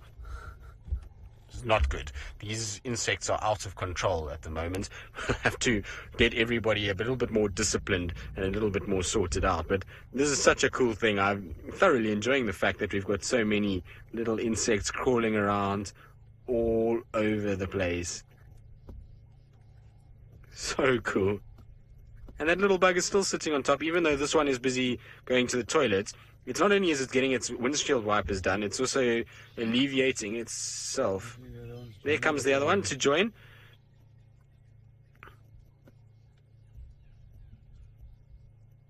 There we go.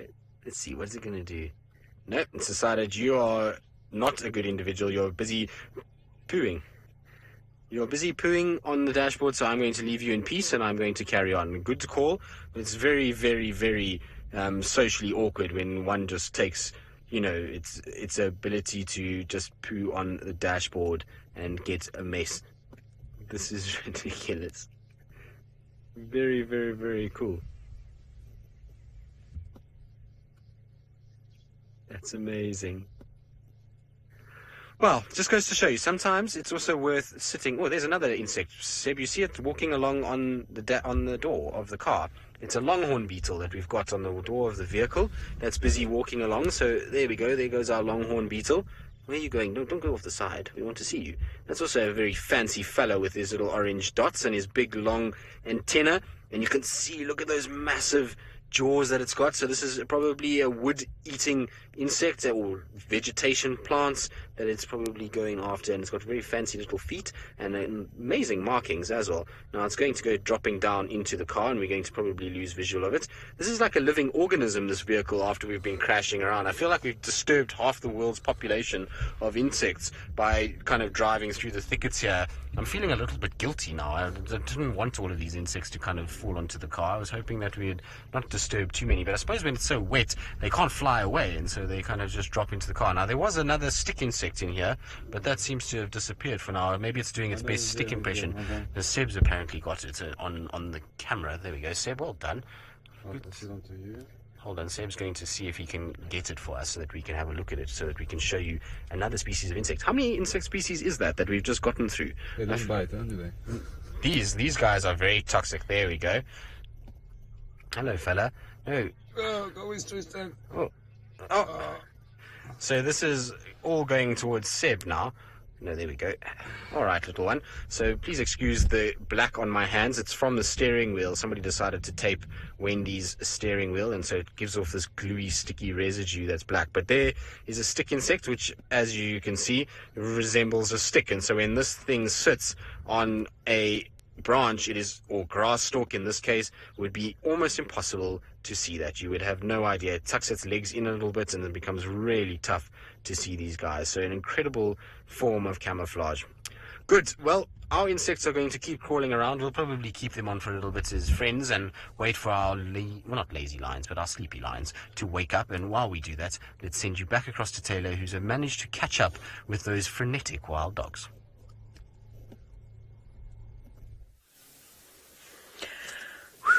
I can actually take a deep breath now. My goodness, what a goose chase we've been on, trying to drive round and round and round and round and round to find out where they'd gone. So I don't think that they caught the steenbok that we last saw one of them dashing after. It seems as though the prey is just too quick for the dogs today. At least they got a little nibble on a scrub here, however. But I don't think that this is the end of it. I think they're just taking a little break. And they all rally one another up once again and get on the move. We actually did see a couple of impala in this block too. Oh, this is exciting. Now, Daryl, you've asked this afternoon, seeing as though we've seen them chasing around and nibbling on a scrub hare, and your question with regards to the dogs is, how long can they go without food? Well, ideally these dogs need to eat every single day, and they do. They're not like lions that catch something as large as a buffalo and feed on it for a few days' time. They'll catch much smaller prey and devour it pretty much in one go. And that's because they're much smaller predators. They're not going to really defend their prey from a lion for a few days' time. So it's important that they eat it quickly. So I'm sure they could go a day or two without food, but then they're not going to have enough energy to keep on the go. And that, of course, is the most important thing, is that they constantly have this supply of energy so that they can carry on feeding it. There's now like 500 vehicles in the sighting, which is a little bit confusing. Not quite sure what's going on, but we're just going to carry on and go through. We're quicker. There we go. Yeah, there was no one in the sighting when we had the dogs. Now, I'm going to just sit here. They're going to run down the road and then they'll pull off. Phyllis, you're wondering how big is a wild dog? Can I compare it to another dog? I would say the size of a sheepdog, in fact. A border collie will probably be, in terms of height and just sort of the way, how slender they are. They're going to get going and then we'll pull off the road. Okay, there we go again. I'm going to try and get around them and get in front of them. So yeah, covered in all sorts of things. So there. Sorry, I'm just listening to the Game Drive radio. Let's have them moving out of the way. What I will try and do, like I said, is as soon as they can move off of the road, I'm going to go off of the road too.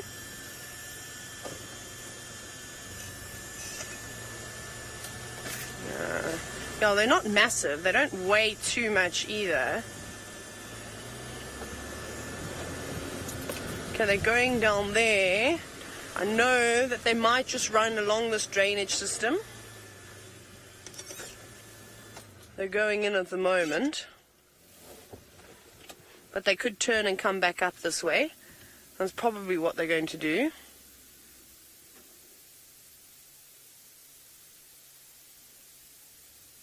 Just listening to see if I can hear anything also. Any alarm calls from a bushbuck. Although sometimes with wild dogs, the animals end up staying quiet. They don't want to even announce that they're there because they don't use ambush hunting. There's a couple. Let's see. No, they're deciding. They're moving in and out of that drainage line. You can see them. Right. Well, I'm going to send you back across to Brent to figure out where these dogs are going. Apparently, he's moved off of Chitwa. I wonder where he's off to next. Yeah, so I did some tracking on Chitwa. We had tracks of Tingana, but he went into Torchwood, and it looks like Kachava as well went north. So not much else happening on Chitwa. The lions are south in Malamala, so I'm rushing back as the rain gets a little bit harder, and I'm going to go get warm and sit in the tent. Yay! So we're going to be in the tent. We've got a school drive starting in a little bit, so hopefully we'll have some interesting questions from the kiddies, and we can show them some cool stuff in the tent and under the microscope. So lots of fun. And Tristan is of course still with those male lions, and I'm a bit jealous of the wild dogs that Taylor is with, but hopefully I'll find them in the morning, or they come visit me in the tent. It's a possibility. So it's not raining too bad here on Djuma, but it was definitely raining much harder on Chitwa, and that weather is coming from the south and moving this way. Opa! And I've had a leopard visit me in the tent a couple of times while I've been in the tent, so it could happen today as well. Hasana. No, it's not Hasana.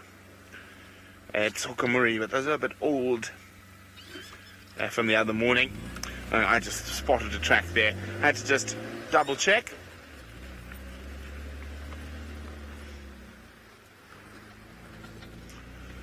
But it sounds like Tristan and Taylor are having a great time out there with dogs and cats.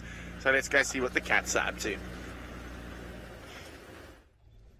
Well, Brenty, you haven't had the worst time either. You had an epic elephant encounter by the sounds of things, with ellies all around you and little babies falling down banks and all kinds of other things. So I think we've all been spoilt this afternoon. We've all had something nice to look at. Our cats have actually been the laziest of them all in terms of not moving very much. They found themselves a very thick spot. It's probably because they got disturbed by the ellies, so they thought to themselves, well, we're going to tuck ourselves away where nobody can see us, and then we won't be chased around and kind of hit or be trumpeted at or anything like that. So that's probably why they've stationed themselves now in the biggest thicket. What I'm hoping though is that as it starts getting a little darker, that they're going to start heading towards the dam again and maybe onto the dam wall. The problem is that I'm actually not even sure how I'm going to get out of here. I'm literally got myself in, but I have no idea how I'm going to get out. There's literally everywhere I look is massive amounts of trees unless they move. If they decide not to move, I'm not really kind of sure how this is going to work, but we'll figure it out. I suppose it's not the first time I've gotten myself into a thicket like this. Pretty sure we'll be able to kind of get ourselves out again at some point. But it's going to be an interesting kind of evening as to whether these boys roar again. It was amazing how the elephants causing a lot of sort of trouble and a lot of trumpeting were the ones that sparked them to actually start roaring. And funny enough, when they were roaring, it sounded like only one was full-blooded roaring and another one joined in, but there was not all three of them, and they were actually quite soft in their roar. There wasn't a full-blooded vocalization that I would have expected from them, but it was almost as if they were kind of competing with the ellies just to say, well, we can also make quite a bit of noise as well.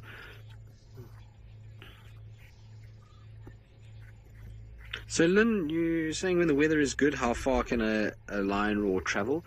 It depends. It obviously depends on topography more than actually weather.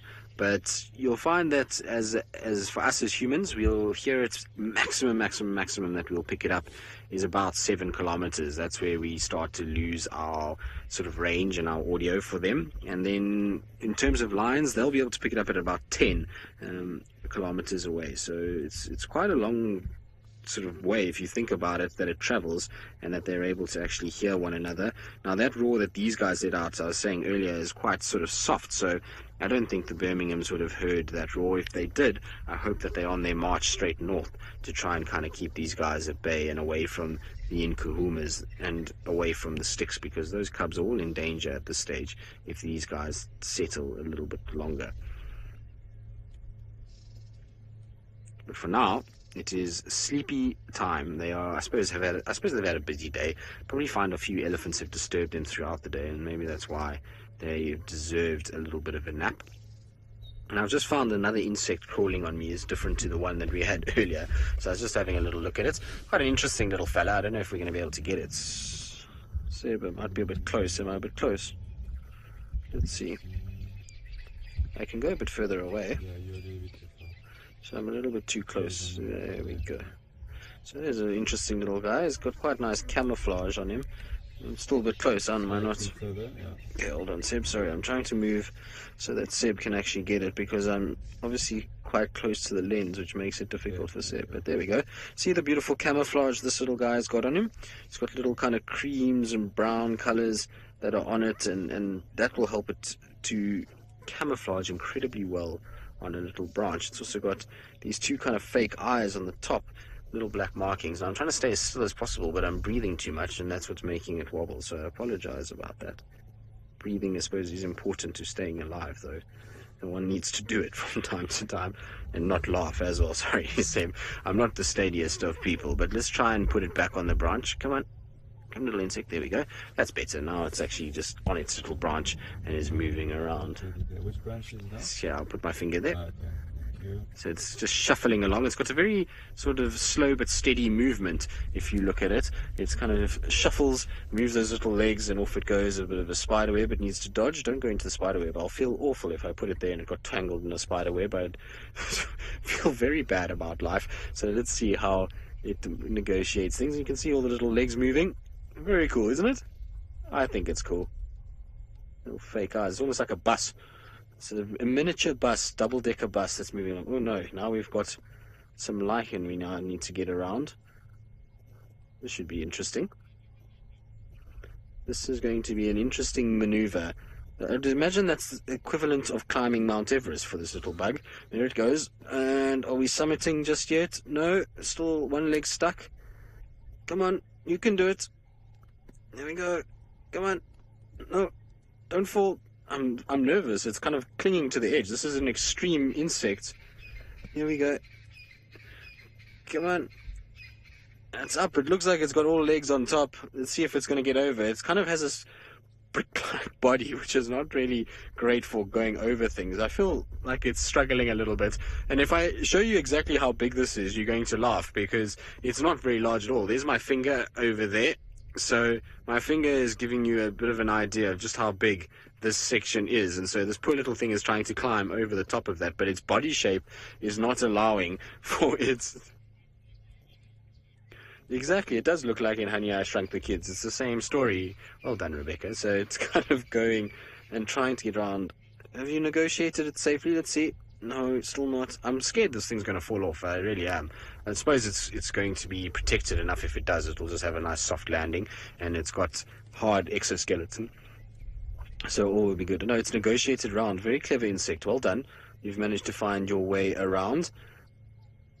And up we continue to go, but there's still a few peaks to negotiate as it gets further up the branch. How cool is this little guy? It's a little antenna moving, working out what it's actually on. I don't know if it's got great eyesight, because the eyes, while they are there, the antenna seem to be doing a lot of work trying to work out where they're going and what they're actually doing. Very cool. You wouldn't think we had 3 lions here because we're busy sitting looking at insect, but I absolutely love the insect world. I think it's a very cool thing to spend time watching, and it's not like our lions are particularly active at this stage of the game. In fact, there is movement. Well, there we go. That's the first bit of movement we've seen in quite some time. So it's not really enthralling stuff from our lions just yet, but I'm going to persevere with them. I'm going to give them the benefit of the doubt that they're going to get up and do something at some point. I was hoping they'd head back to the dam just in case maybe some water buck came down in the late afternoon, or you never know, maybe a little buffalo bull that headed this direction. But it seems as though these guys are out for the count at the moment, and they're going to just wait until they actually kind of get dark before they start to move, although they didn't move very far last night at all.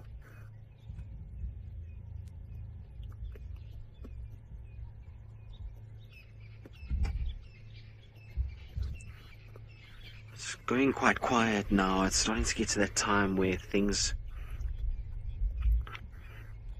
a little kind of quieter and stiller. It's that time of the day when all the sort of daylight animals are starting to go to sleep. Now, Project Alpha, you're correct. The insects are 100 times more active than what our cats are at the moment. But that's not to say that the lions won't provide at some point. We know that they are animals that prefer dusk and nocturnal behaviors.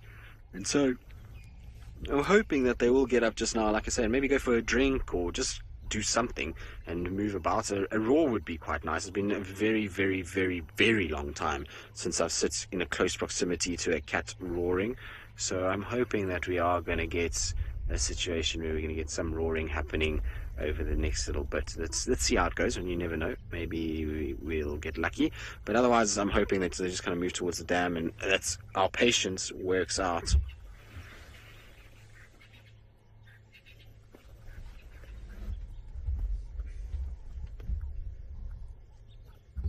Now, the other problem with where we are is that we can't really see anything that's happening at the dam. The dam's not far. It's about, I'd say, 100 meters from where we are. But I can't actually see or hear anything there. I was hoping that, they would be lying in a place where I could at least see anything else potters down to the dam so that we could go and have a look. What we might do is just go take a turn past there. The problem is that it's such a difficult place to get into that it seems kind of silly to leave them. And like I say, I'm actually not even sure how I'm going to get out of here because there's just kind of knob thorns all over the place, and somehow we managed to wiggle our way through them to get to this point. So I'm not sure how I'm going to get out. I was banking on that they were going to get up and move back towards the dam, and then I could just follow the path that goes out here, but it doesn't look like they're going to do that, and so I'm going to have to work out a different way. And that means that going to the dam just to have a little look and come back is going to be very difficult and probably not going to be the best idea. And for now, with the boys looking so tired, I'm not sure if I'll move just yet. I think I'll just give it a little bit and be a bit more patient. As patience is a virtue, as they say, and hopefully we will be rewarded. I'm just trying to look around if there's anything else happening. There's very few birds, given that it's quite wet. So I'm just trying to see if we've got any other insects that might be around that are moving or doing something. You never know. Sometimes when you look closely around us, and given how many insects we've seen so far, it would be nice if we got something else that maybe made an appearance at some point and that we had something. Have you spotted something, Seb? I'm just taking a chance. You're taking a chance. Oh, well, you know what they say about people who take a chance. Sometimes you get rewarded with something. Nope, nothing there. That looks like just a bit of leaf action. No. Nope, nothing there. There's a bit of rust fungus, so you can see those little sort of reddish spots on the leaves. That's a bit of rust fungus that we get. You sometimes can get cotton stainers that live inside that rust fungus. So I wonder if they may be not present. I don't see any sign of them. They're normally a little red insect that crawls around inside, and the cotton stainers get their name because they crawl around on cotton and they end up leaving a residue that kind of keeps a mark on the cotton itself. Now, I don't see any of them, but there's a little bit of that fungus that I was talking about, that reddish kind of marking on the leaf. Sorry? And some water for water day. And some water for water day. Well done, Sebastian. Very clever. You're right. There is some water for water day, and that is a good thing. We've had a lot of water fall on us today. I suppose not that much, though. There's been a lot more to the south of us, down in the southern parts of the Sabi Sands. There's been oodles and noodles of water that's kind of fallen down that side of the world. Here has been a little bit easier. Now, is that drop going to fall? Are we going to get a droplet? Should we wait, Sebastian? I've done this before, and I got told off because waiting for a water droplet to drop was apparently not enthralling enough. There we go. So Rebecca says we should definitely wait. It is World Water Day, and a little drop of water may be what we need to... Exactly, Rebecca. It is a world of opportunities, and that it might provide water for many different things. It might cause a seed to grow. It might provide water for an insect that will survive. It might just be an irritation to our lion and get in its ear. Who knows? But it is slowly but surely building momentum, although I feel like I might be old and grey by the time... Well, I am already grey, so that's not going to help, but I'm going to have to be old before this drops out. And yes, Rebecca, a bit like watching the kettle boil. Like, at least with the kettle boil, there's some noise and some ambience that builds up and some kind of movement. Oh, a bit of wind. This should shake things up. Come on, wind. Disturb our little... So, The bit of wind, I was hoping it was going to shake the drop. It looks like it's moved a little bit further, but maybe we need all of you guys to start chanting at home and to shout the drop to the ground and provide a little bit of kind of wool for our little droplets to go and feed the soil and provide some life-giving water, as it is, to any little plant or anything like ours. Oh no, our male lion's scratching his belly. Of course, now he will stop. Yes, he's now stopped, so don't worry, Sebastian. We don't have to worry. Our drop will fall at some point. This is... Oh, is the wind going to blow it? It looks like the wind is causing some disturbance. Oh, come on, little droplet. Do your thing. It's one of those moments where you just want to poke the leaf and make it drop. Shake the tree and make it drop. But we'll exercise our best patience. I don't even know which leaf it is, Seb. It's difficult. You might. Seb doesn't know either. He's just pointing the camera and hoping for the best. But I'm sure it's one of these leaves somewhere, and we'll figure it out eventually. But it looks like it's gotten a bit further. Is it just me, or has it dropped a little further? I think it's maybe by ever so little bit. I feel like I said, we're going to be very old, and oh, come on, that was close. It looks like some separation there. Maybe the drop has got separation anxiety and it doesn't want to leave the leaf. Come on, you're almost there. Come on. No, apparently not. It's still going to cling to the leaf as much as it can. I can't believe I am commentating on a leaf and a droplet of water rolling off the leaf.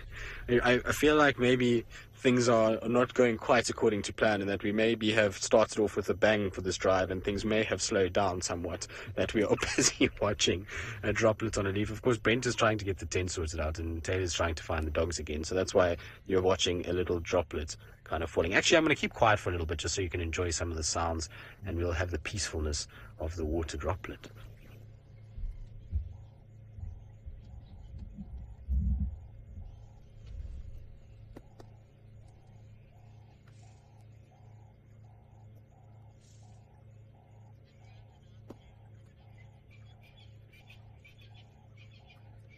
So I believe some of you are saying the drop that didn't.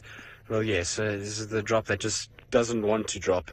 It's decided that it doesn't like the name drop. It would rather be called the stay, and it's just going to sit on the edge of the leaf for the rest of time until the sun comes out and dries it up. It doesn't want to be a life-giving drop. Oh, there, it looks like it's going to fall, Seb. Of course. Is it going to go? There we go, a bit of wind. Come on, droplets. Almost. Oh, no. Come on. No, it's not going. It won't budge. It's clinging to life. Well, clinging to the leaf, should I say. I definitely want to go and flick it. Can't I flick that leaf, Sam? He's got this burning desire to flick the leaf. Where is the leaf? I don't even know which one it is, Rebecca. That's the... Oh, did it drop? And I missed it. Oh, no. It dropped and I missed it. Oh, no. This is a fail. I was trying to watch it and I missed it completely. And I bet you it's the drop that hit me in the shoe and made my shoe wet. Look, because there's my shoe and it's now got a drop on it. I'm sure that's the drop that made my shoe wet because I felt it as I turned around. So there we go. There's a little droplet on my shoe.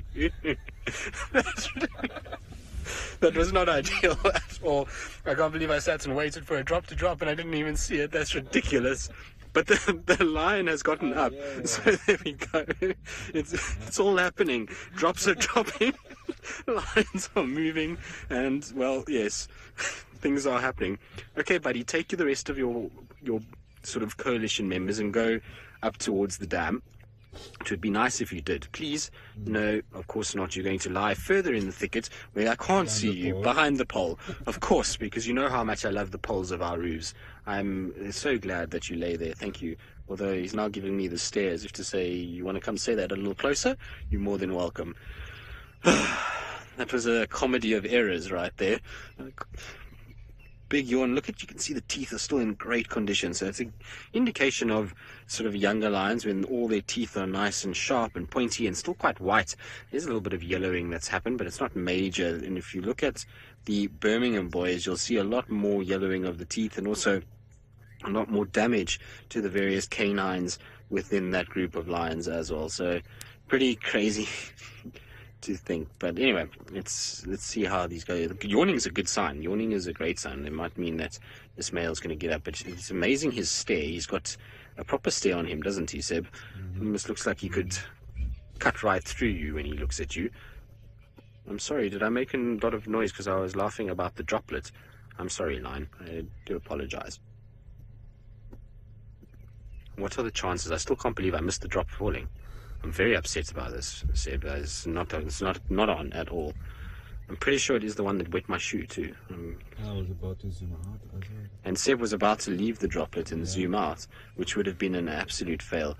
Now you can see this male is very alert. So this is the one that earlier was a little kind of shy of the vehicle. Every time I even turn my head, he kind of looks at me and kind of opens his eyes to check what's going on. And you can see those big kind of orange eyes, big pupils that he's watching, and he's just staring kind of in our direction. And it's a little unnerving when a lion stares at you like that. It cuts deep into your kind of soul, and it feels like he's burning holes in the back of your head when he stares at you with that eye, particularly when they're a bit obscured by vegetation. You can just see this kind of fiery glance staring at you behind the leaves. But pretty insane. Anyway, are you going to go sleepy again? Come on, it's time to wake up. Shame. It's been a busy boy. And you can see lots of the grass seeds that are starting to come out, or have started to come out. And so I don't think we'll get too much more seeding of the grass, even though we are getting a bit of rain now. I think most of the growth and the seeding has already taken place. It'll depend a lot on what the temperatures do. If it starts to get a lot hotter, then we might see a little bit more growth. But I have a funny feeling it's going to start getting cooler now after this weather. It's the typical Easter rains. So when we get Easter in South Africa, you can almost bet that there's going to be some sort of rain, and after that then the temperatures start to drop off quite quickly and you start to get nice cool weather and the winter starts to come. So I don't think we're going to see too much more in the way of the sort of grasses growing or seeding or anything like that. This will be the last of the seeds that we see.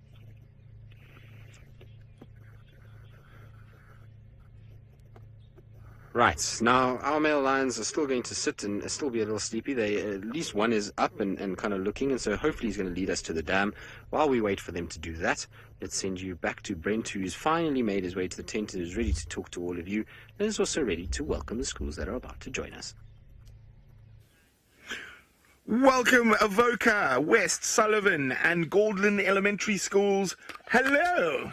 And this is your very own special school drive. So great to have you. My name is Brent Leo Smith. I have Dangerous Dave on camera. And we are in the tent. Now, I've got a question for you. First off, I want you to tell me, what fearsome beast is this? Look at those massive canines. So you can tell me, what fearsome beast is that? Look how long those big teeth are. You definitely don't want to tangle with this fearsome creature. That's my question, to get your brains working. And of course, I would love to have as many questions as possible from all of you. So we're in the tent. We've got all these incredible skulls behind us. But out in the field, we've got two vehicles. One with African wild dogs and one with the biggest cat in Africa. Let's go see the lions. Well, we are with one of the biggest cats in Africa, and three of them, in fact. And there's three really big male lions that are busy staring at us, and a big yawn. Look at those teeth. How cool is that? So this is really nice. They're starting to wake up a little bit. There's a bit of yawning happening, which is absolutely epic. Now, my name is Tristan. On camera today, I've got Sebastian, and it is a very warm welcome to all of you. I hope that you've had a wonderful day so far at school and that you'll enjoy your safari as we carry on. Now, these three males are new to the area. They haven't been here for very long. In fact, today is the first day that we've really spent a little bit of time with them, and they've come in because they want to try and take over and become dominant males. Now, the problem with that at the moment is that they ate a buffalo 2 days ago and they are busy farting, and it's very stinky. I can tell you right now that it's very smelly at the moment. Seb, is it smelly? It's very smelly, yes, so it's not very pleasant. And the males are probably passing wind because they've eaten a lot of buffalo and it now causes them to do so. But they are waking up, which means that hopefully they're going to start walking, and they're going to walk out of this very dense, thick area that we're in. Now, Reagan, male lions have manes to protect themselves. And female lions don't fight nearly as much as what the males do. The males have to fight for dominance and for territory. And so when they come together and they fight with one another, they're going to bite and they're going to claw around the neck and the chest. And the chest has got the heart and the lungs. And so it's all places where they could get very badly hurt and killed. When they've got that mane protects that area, and it acts like a big cushion that they're able to basically keep them nice and safe. And so that's why they have manes. And if you see lions fighting, you'll find that the males, when they fight with each other, they'll actually bite and bits of fur will come off, rather than actually puncturing the skin and getting to a vital organ or something like that. So it's a very important thing for male lions to have. Now, you saw him yawning, which is good, because like I say, when they yawn, they are ready to start waking up and moving. Now, Matthew, the lions, depends on if it's a male or female. Males will live normally about 12 to 14 years. That's about roughly the age that they live to, whereas females will go anywhere between sort of 15 and 17. So the females live a little bit longer because they don't have to fight as much as the males do.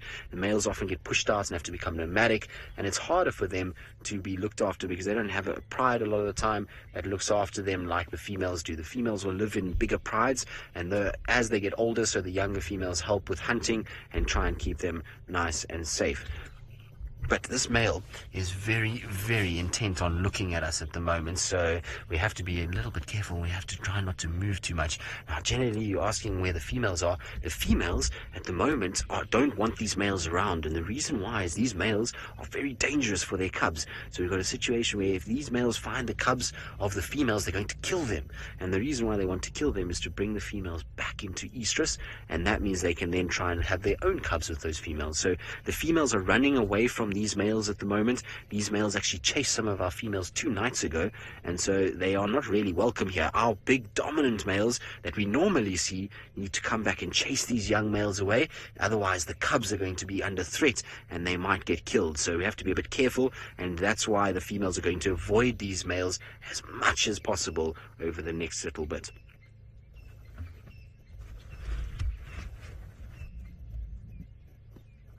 But it seems like he's gone back to sleep. His brother at the back there is starting to wake up a little bit. He's starting to groom. You can just see his ears moving for now. So, like I said, there is 3 of them in total. And what happens with lions is they will often spend a lot of the part of the day to sleep. They will kind of use it to rest. And the reason why they rest a lot during the day is because they use a lot of energy during the night. And so what they have to do is rest a little bit, and then as it starts to get dark, that's when they're going to start standing up. Now, I am not the only one out here. You heard from Brent just now that there are 2 vehicles that are driving around, and one is Taylor, and she's been trying to keep up with the wild dogs, but I think she's lost them for now. But let's go across to her so she can say hello and tell you what her plans are and whether or not she's going to be able to find those dogs again. Hello everybody, it's great to have you on board my car this afternoon. My name is Taylor McCurdy, and on camera with me is Craig. And like Tristan just said, we've been chasing after wild dogs, but they've given us the slip and they've gone into an area where we can't go. But I've got some good news for all of you. We saw a massive herd of elephants and they were walking in this direction. So I think if we carry on... no, come back here, there's a little antelope. Look, Craig. Oh, we might have to go in. If we go this way, basically, I think we're going to catch those elephants because they were marching. Now, you've got to be quick. You've got to look very quickly to the left. I can see there's a very small antelope called a daker. Common daker. Craig's going to show you too. Hopefully it doesn't run. Are you ready, Craig? He's prepared. There it is. There it is. Very scared, very nervous, running away from us. Perhaps it's heard that there's some wild dogs on the block this afternoon. That is something that those wild dogs will eat. Now, my goodness, we've been bundu bashing, which is quite a cool South African word. So basically, it means that we've been driving through all of the trees and branches. Now, you're going to see a cloth come across the screen. That's Craig. Because it's drizzling, it's been a miserable day out here. He's just got to make sure that the lens stays nice and clean. Sure, we've been spoiled this afternoon. Who knows? We might see those wild dogs again. They could change direction and come back around here. I'm just hoping we're going to get those elephants, because there must have been about 40 elephants or so just marching across the road down a big animal pathway through the bush. So we're going to see if we can find them. I'm going to do my very best this afternoon. But Brent, as you know, is in the tent and he's playing all sorts of games with you. And I think he's ready to find out if you got the answer correct. Well, we had some answers for the skull, and you said it was a lion. It's not a lion. It is not even a cat. It's far more closely related to us than lions. It is a baboon. So it is an ape, and a male baboon's canines are actually longer than a lion's canines, and they use that for defense and attacking each other. And also, so we don't have a lion skull. It's one of the few we don't have, but we have a leopard. So I'm going to put them down next to each other so you can see them nicely. So there we go. You can see quite different. You can see the baboon's got this very long nose, and where there is, I saw that. There we go. The leopard skull is quite a bit smaller. This is a female leopard by the looks of things, or a young male. But you can see how much bigger the big male baboon skull is than a female leopard skulls, and you can see how much longer the teeth are. Not as thick. You can see the canines on the leopard are thicker than the baboons. Let's just do this. Turn it upside down so you can see. There we go. Matthew's wondering, are these real bones? Yes, Matthew, they are. Now look at these baboon teeth. What do they remind you of? Something that the tooth fairy comes to collect from us. So you can see they look very, very similar to our teeth. The big canines, which are very, very sharp. And if we look at the leopard's teeth, they're like a really sharp pair of scissors, so they're able to cut through skin and flesh. Whereas a baboon is an omnivore, which means he eats both meat and vegetable matter, so that's why he's got some sharp cutting teeth as well as those molars for chewing on fruits and leaves and grass and stuff like that. Now, yes, so Matthew was wondering, yes, these are all real. Some of them we've actually collected on Game Drive, and I'll show you which was my favorite one that I collected on Game Drive after we've gone back to Tristan and those beautiful male lions.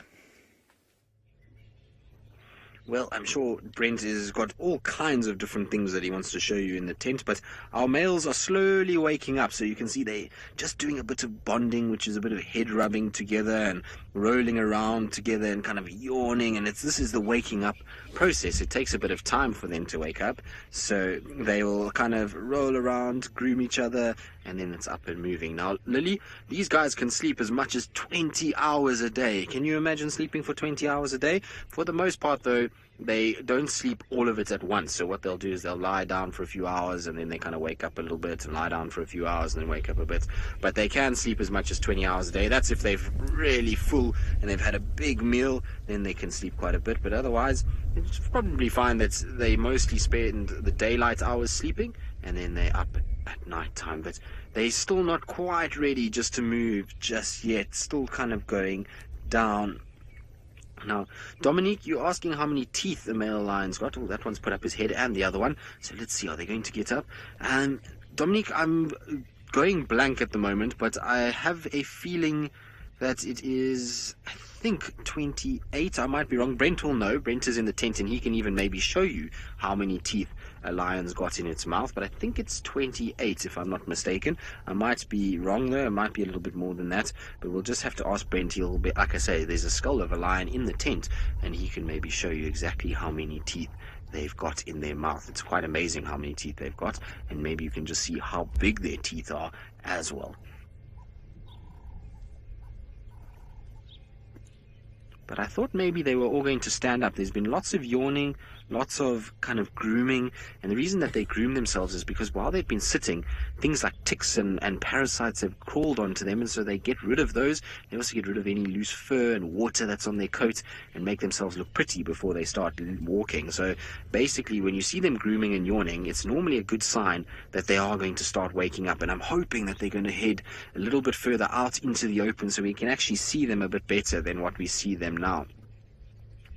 So Riona, there are lions, leopards, cheetahs, caracals, African wild cat, servals, so lots of different types of cats that we get in this area. They're spread around. Actually, this area is very famous for leopard more than anything else. So very few cheetahs, but lots of leopards and quite a few lions as well. So that's most of the cats that we see is leopard and lion. Then every now and then, if we're lucky, we'll see some of the smaller cats like serval, caracal, and African wild cats. But they are impressive. Every single cat is an impressive specimen, but nothing is as big and as imposing as what the lions are, that's for sure.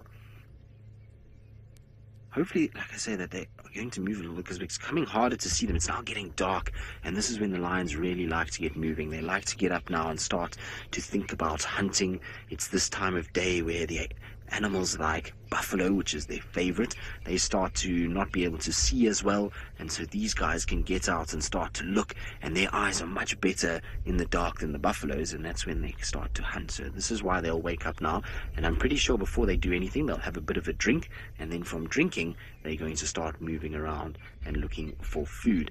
They have eaten in the last few days, but hopefully we'll find another meal in the next little bit. Maybe we'll even get to watch them as they stalk something. Now, while we sit with these guys, we're going to kind of hope that they start to move. In the meantime, let's send you back to Taylor, who I believe has got some leaves rustling on a bush. We do have some leaves, and they're also covered with tiny little drops of rain because it has been raining all afternoon. Well, just drizzling.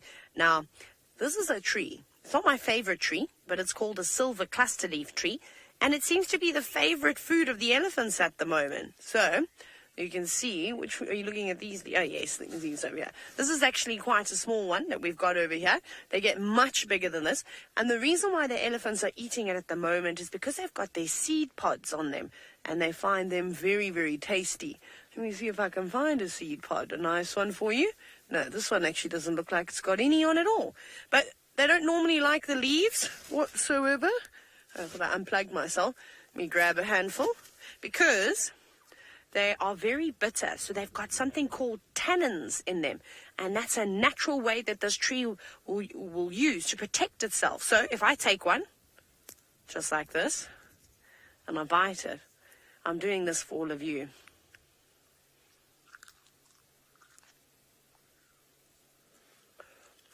So terrible. Do you know if you eat a grape that doesn't taste ripe, or you eat the skin and it makes all the water in your mouth disappear? It makes you pucker your lips a little bit. That's what this stuff does. So those are tannins, even in the grape skin. So lots of fruits have them.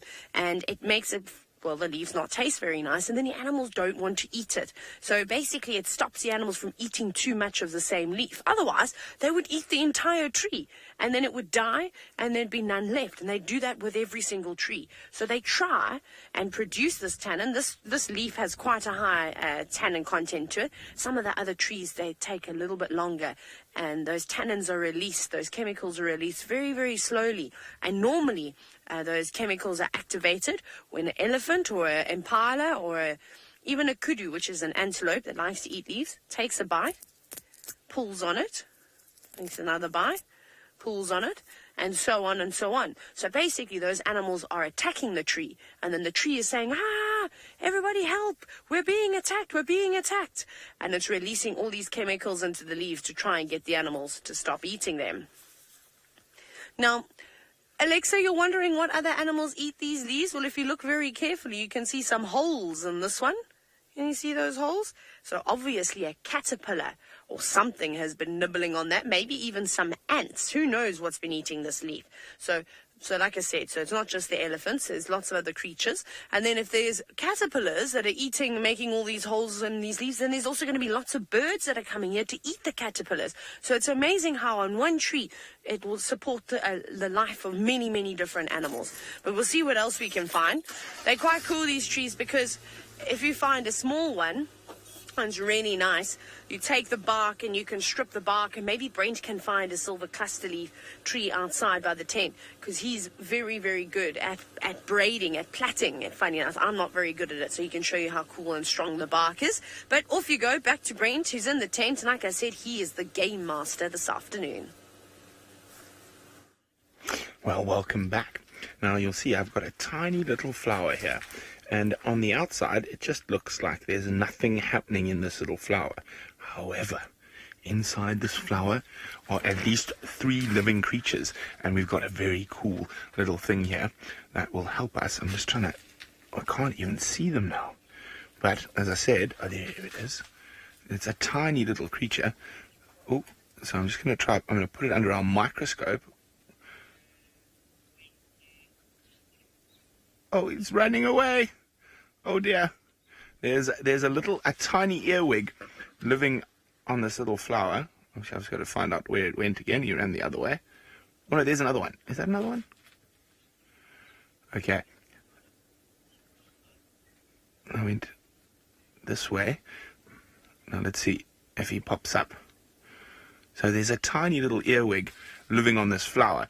Now, earwigs are predatory, so it actually, even though we can't see him now, I'm just going to try, while we come back to me, while I try to find it. So even though we can't see him now, there's even smaller things than earwigs. Oh, but quickly across to Tristan.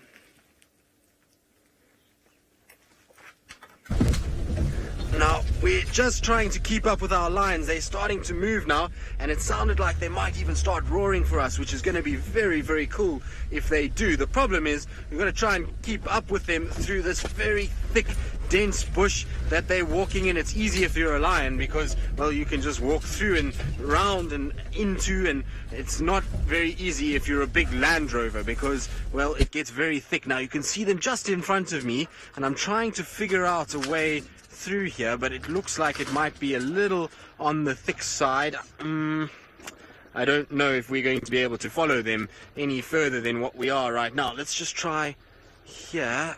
Seb, you're going to have to maybe duck. I'll try and get in through this thicket. We're going to try and push our way through. So now I've got to try and be careful. Well, Logan, a lion's favorite prey depends on the area that it lives in. So in this particular section, a lion's favorite prey is a buffalo. Now, I'm not sure we're going to actually get through here. We're not going to be able to get through here, unfortunately. So I think our lions have done a little dirty trick on us and have gone where we can't go, which is not ideal. I was hoping we would be able to follow them, but it seems like it's just going to be far too thick in here. Trying to just see, Sid, what do you think? Maybe we can squeeze ourselves through here. No, it's not going to work with the roof on. So we've got a roof on, which makes it a little more difficult. So I don't think we're going to be able to follow them. I can't even see the lions anymore. They've disappeared from sight, which is not very good news at all. So we're going to try and just go back and see if I can find a way through this thicket. So I'm going to try and navigate this area. While I do, let's send you back across to Brent, and maybe he can answer about how many teeth a lion's got. Well, a lion's got 26 teeth, but this tiny little earwig is giving me an incredibly hard time. He keeps running around on the flower, and I just can't find him.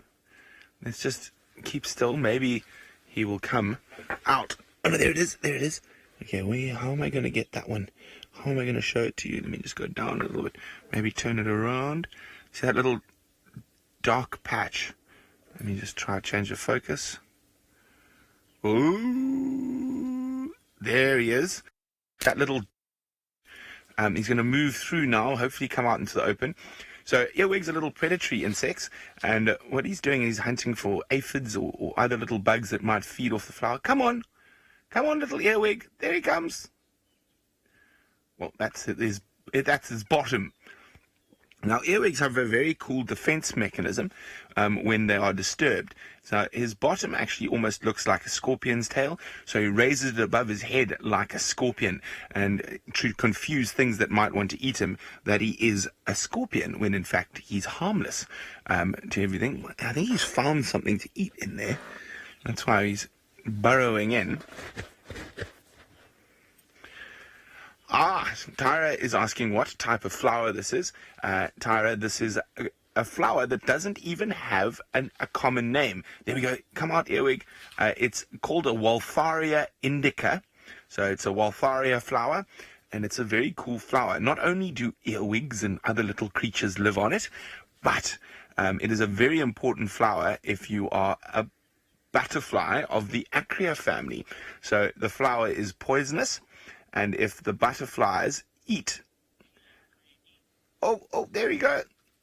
And, oh, well, the earwig's coming out, but it seems like it's all happening out in the field, so let's go back across to Taylor. Look at what we've got. We've got a lion. I'm trying to get my spotlight out to put a little bit of light on it. I don't want to put too much on it. I don't know where this lion is from, where she's come from.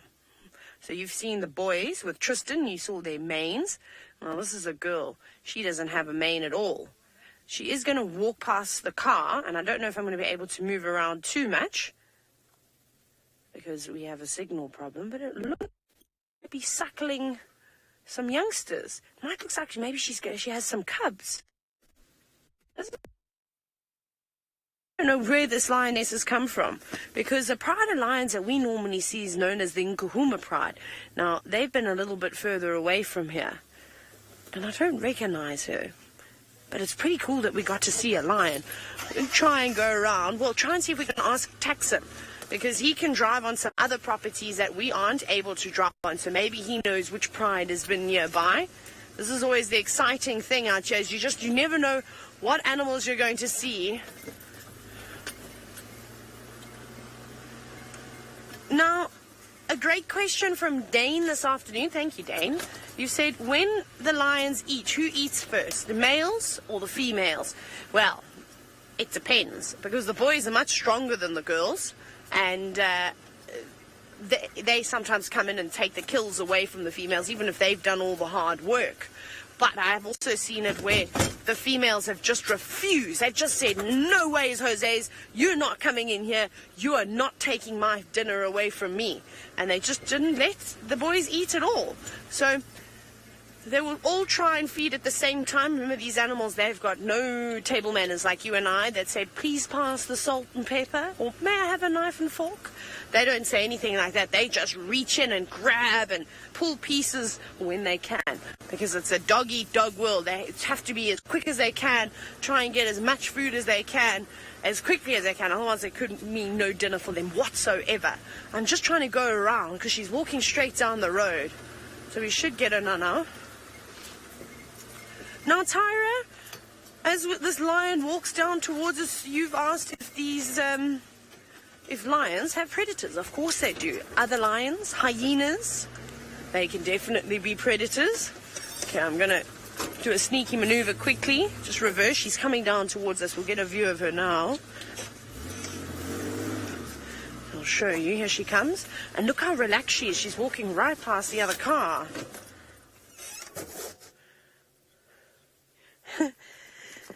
No, she's just, as you see that, she just walked straight past the other car. She didn't even bat an eyelid at them. And Jordan, you were wondering exactly that. Do I enjoy being around animals that could kill me? Well, I'm not worried about her killing me. I don't think she wants to eat me. I don't look like a wildebeest or a buffalo or a zebra. So I don't think she'll worry about me too much. And I haven't even got a door on the side of my car. And she's going to walk right past me. Look at that. Hello, big girl. She's a big lioness. Off she goes behind us. Very cool. Now, there are other cars in the safari with us. Tansy, you've asked, why do the female lions have longer legs than the males? They don't. That's actually not true at all. The boys are much taller than the girls. They get much bigger. I think it's just because she's a little bit on the thin side. She's hungry. And also, remember, those males have got those big manes. So you don't see as much of their shoulders and their legs like you do of the girls. So maybe that's why you thought that. But it's not actually the case at all. It's the boys that are bigger and taller and heavier than the girls. Goodness. Lots of reversing.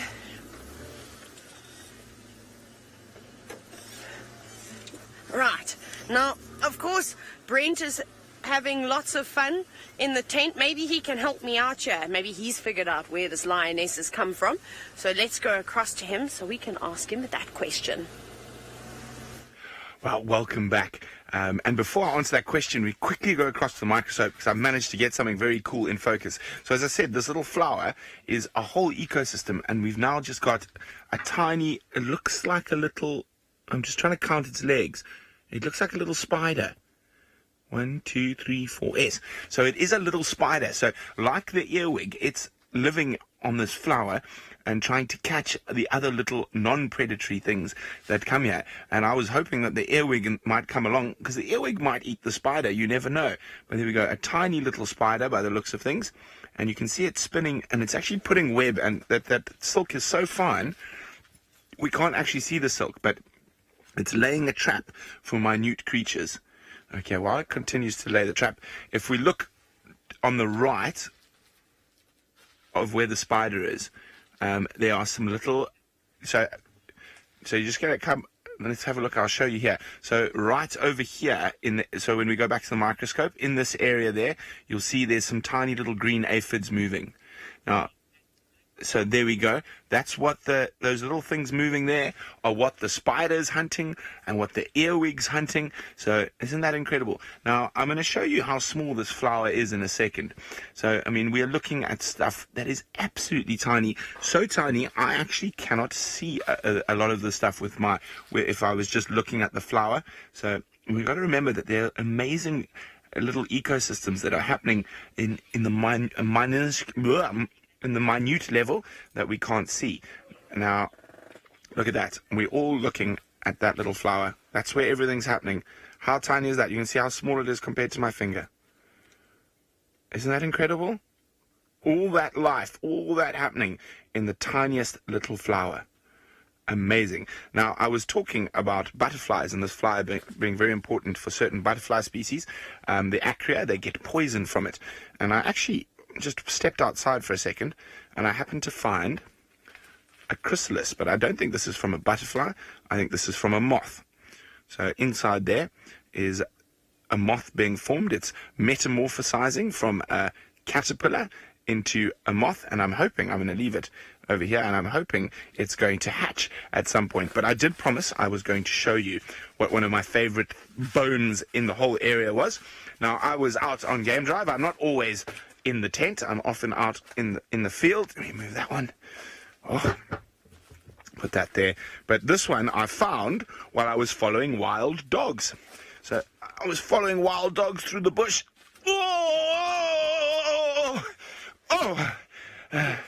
Yeah, and I found this. There you go. Are you ready?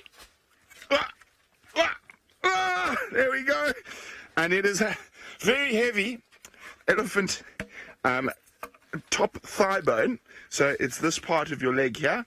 So on an elephant, it's this part of the leg.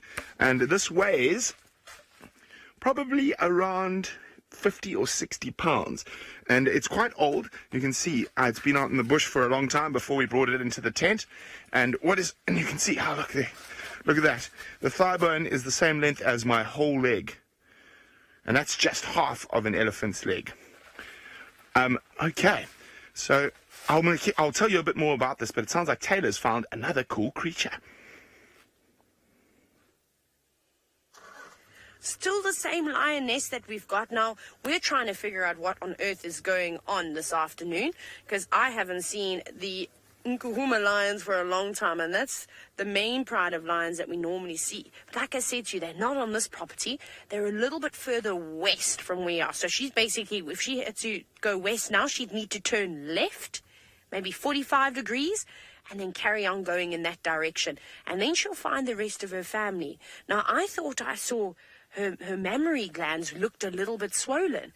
So I'm wondering if she maybe doesn't have a baby somewhere, and that's why she's not with the rest of the pride. Maybe she's hidden her cub off in an area where we didn't know about, because I haven't seen this pride of lions properly. I've only seen them once properly. And there's another vehicle just following them. Now, we're lucky we've got a camera so we can zoom in from far away. Those are photographic guests on the back of the car, so they want to get as close as they can and get some cool shots. You can see Aubrey racing around so that they can try and have a nice sighting of her. Right, Tristan's lions are doing the opposite to mine. They're not walking away from him. They're walking towards him.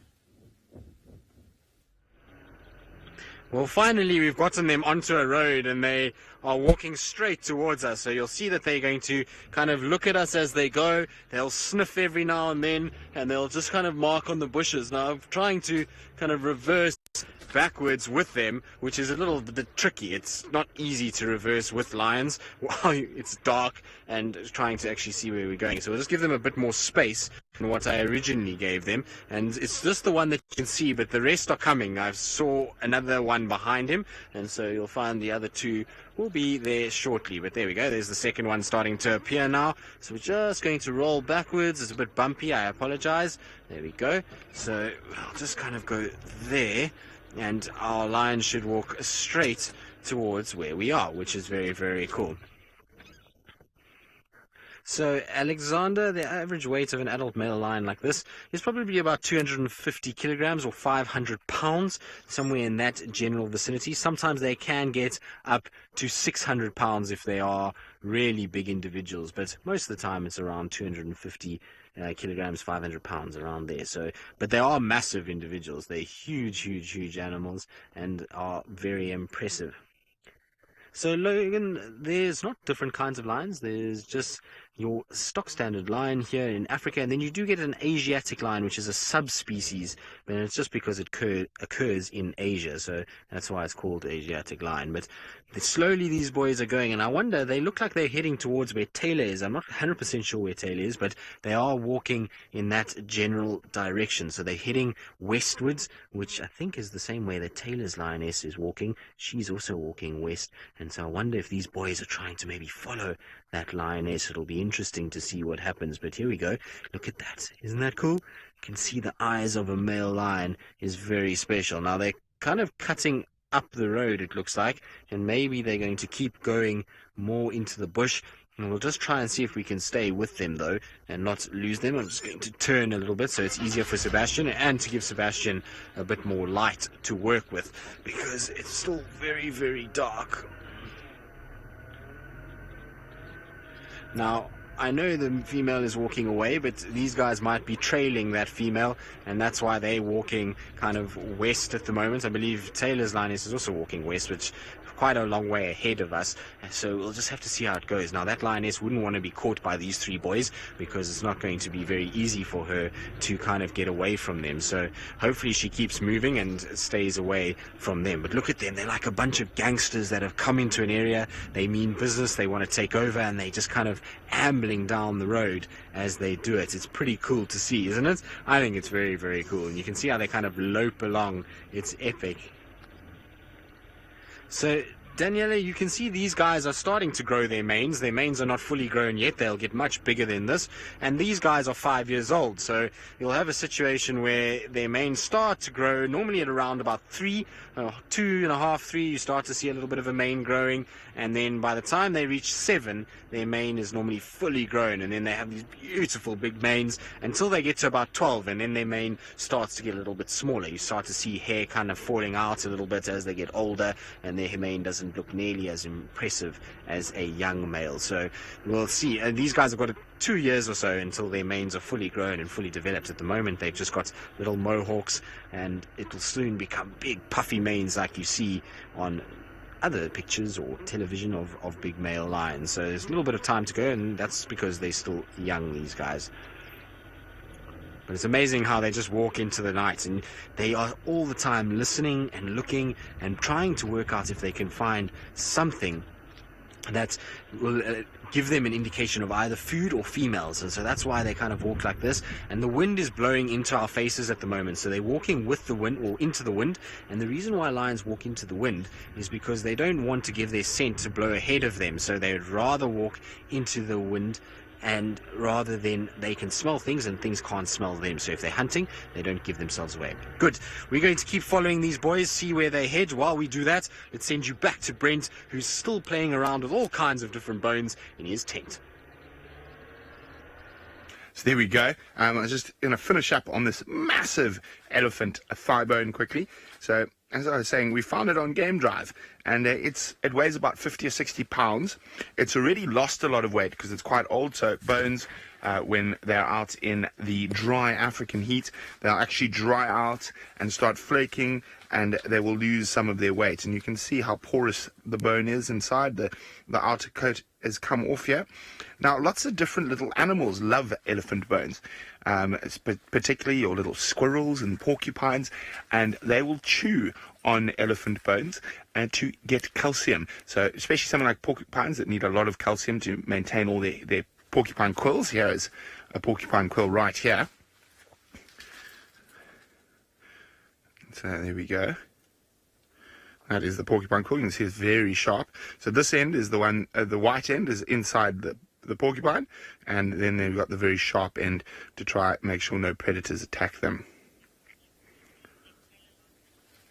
Well, we'll come back down now, but quickly across to Taylor.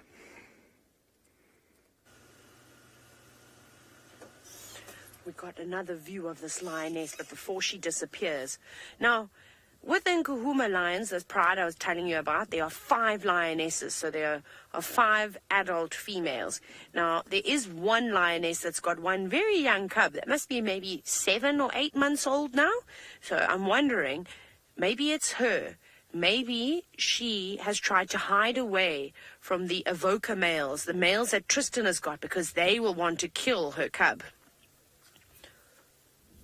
Now, Joanna, you've asked a question that is a difficult one to answer. You're wondering if the female lions run faster than the males. Well, the females are a little bit more slender, so they're not as big and bulky like the males, like we were talking about. So maybe the females are a little bit more athletic, but let me tell you, I've seen male lions running, and they run super, super, super fast.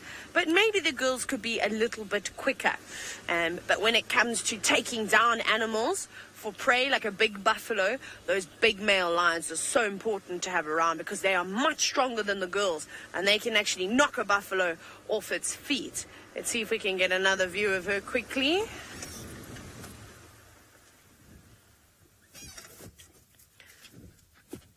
Now, Riona, you're wondering if this lioness is on her, well, live in prize, why is she on her own? Well, I think, like I just said to you now, I think she's trying to hide her baby away from those male lions that Tristan has got, because they are not the father of that little lion cub. And if they do find that little lion cub, they're going to kill it, because they don't want to invest any time in trying to protect the genetics of, so their bloodline, basically, of other male lions. They would rather kill those young lions, and then the females will want to mate with the males again. And then they will protect the pride and their cubs, but they don't want to protect another male lion's cubs. So that's why I think she's on her own, as I think she's tried to hide them away, which is a good idea. So good luck to her. Now I'm going to send you back to Brent in the tent so he can say one last goodbye. Welcome back to the tent. Now, I just showed you that moth chrysalis that I said would hopefully hatch into a moth one day. But it's not going to happen. I started looking at it a little bit more closely under the microscope, and I noticed this big hole in it. Now, there's different insect species that will actually burrow in and eat that moth before it can hatch. And that's what's happened here. If the moth would come out, that whole chrysalis would open. You can even see the shape of the wings and that starting to form. But unfortunately, some kind of predatory insect got to them and ate the poor moth before it even had a chance to stop being a caterpillar. It could have been a butterfly. And this butterfly never got a chance to fly. Very sad. But everything is for a reason, and they're all control. Now, of course, I'm surrounded by all these bones, and Matthew was wondering how many different species of bones, how many animal species do we have here? Okay, so we got elephant, zebra, wildebeest, elephant. So let's start again. Let's start from this side, shall we, Dave? We've got buffalo, we've got warthog down there, we've got springbok, stenbok, duiker. Oh, I've lost count already. What do I have? 1, 2, 3, 4, 5, 6, 7, 8, 9, 10, 11, 12, 13, 14, 15, 16. Let's make sure. I'm missing 1 or 2. 17, 18 down there, and then I got a few more outside. 19, probably about 25 different mammal species. Sorry, I went out of the light and managed to hit my head. I do that quite often. So we're going to say goodbye, and for the end of your school drive, we're going to send you across to those 3 young male lions. Well, our 3 young males are still slowly but surely pacing their way westwards and are going closer and closer to where Taylor left that line. So hopefully she keeps going and she gets towards her pride, because the rest of her pride is further to the west, and hopefully these boys lose interest in trying to follow her. I don't think that they know that she's ahead of them just yet, but they're getting to a point now where they're going to start smelling her, because this is very close to where Taylor is. So she's moved a bit and they've got a lot of catching up to do, but it's brisker in the way they walk, move much faster, and then it'll be difficult for her. And Oh my goodness. Sorry about that, everybody. Tristan seems to have vanished. Some technical difficulties, probably due to the very bad weather that we have at the moment. But it's been such a cool day, hasn't it? It's been an amazing day, very exciting. We've left our lioness, though. She's gone walking down the road, and there are some other people coming into the sighting to see her too. Mateus, now a question that I'm so excited to answer because it's my favorite question. It's, do I love my job? I don't love it. I don't even know. Is there what better word can I use to describe my job? It's the best job in the whole world, Mateus. Imagine being able to drive on safari every single day, looking at these amazing questions, having all of you from the different schools join us, and then answering all your questions from across the wide ocean. How cool is that? There's nothing better. Getting wet, chasing after wild dogs, having big lions run past us. But we've been so spoiled today. We have seen all sorts of animals, and I hope that you all have enjoyed it just as much as I have, as Brent has, as Tristan has. It's been a very, very exciting day, even though the weather was a bit drizzly. But for all our regular viewers, thank you again, of course, for joining us. For all the schools, remember to brush your teeth, do your homework, and we look forward to answering your questions next time. See you all soon.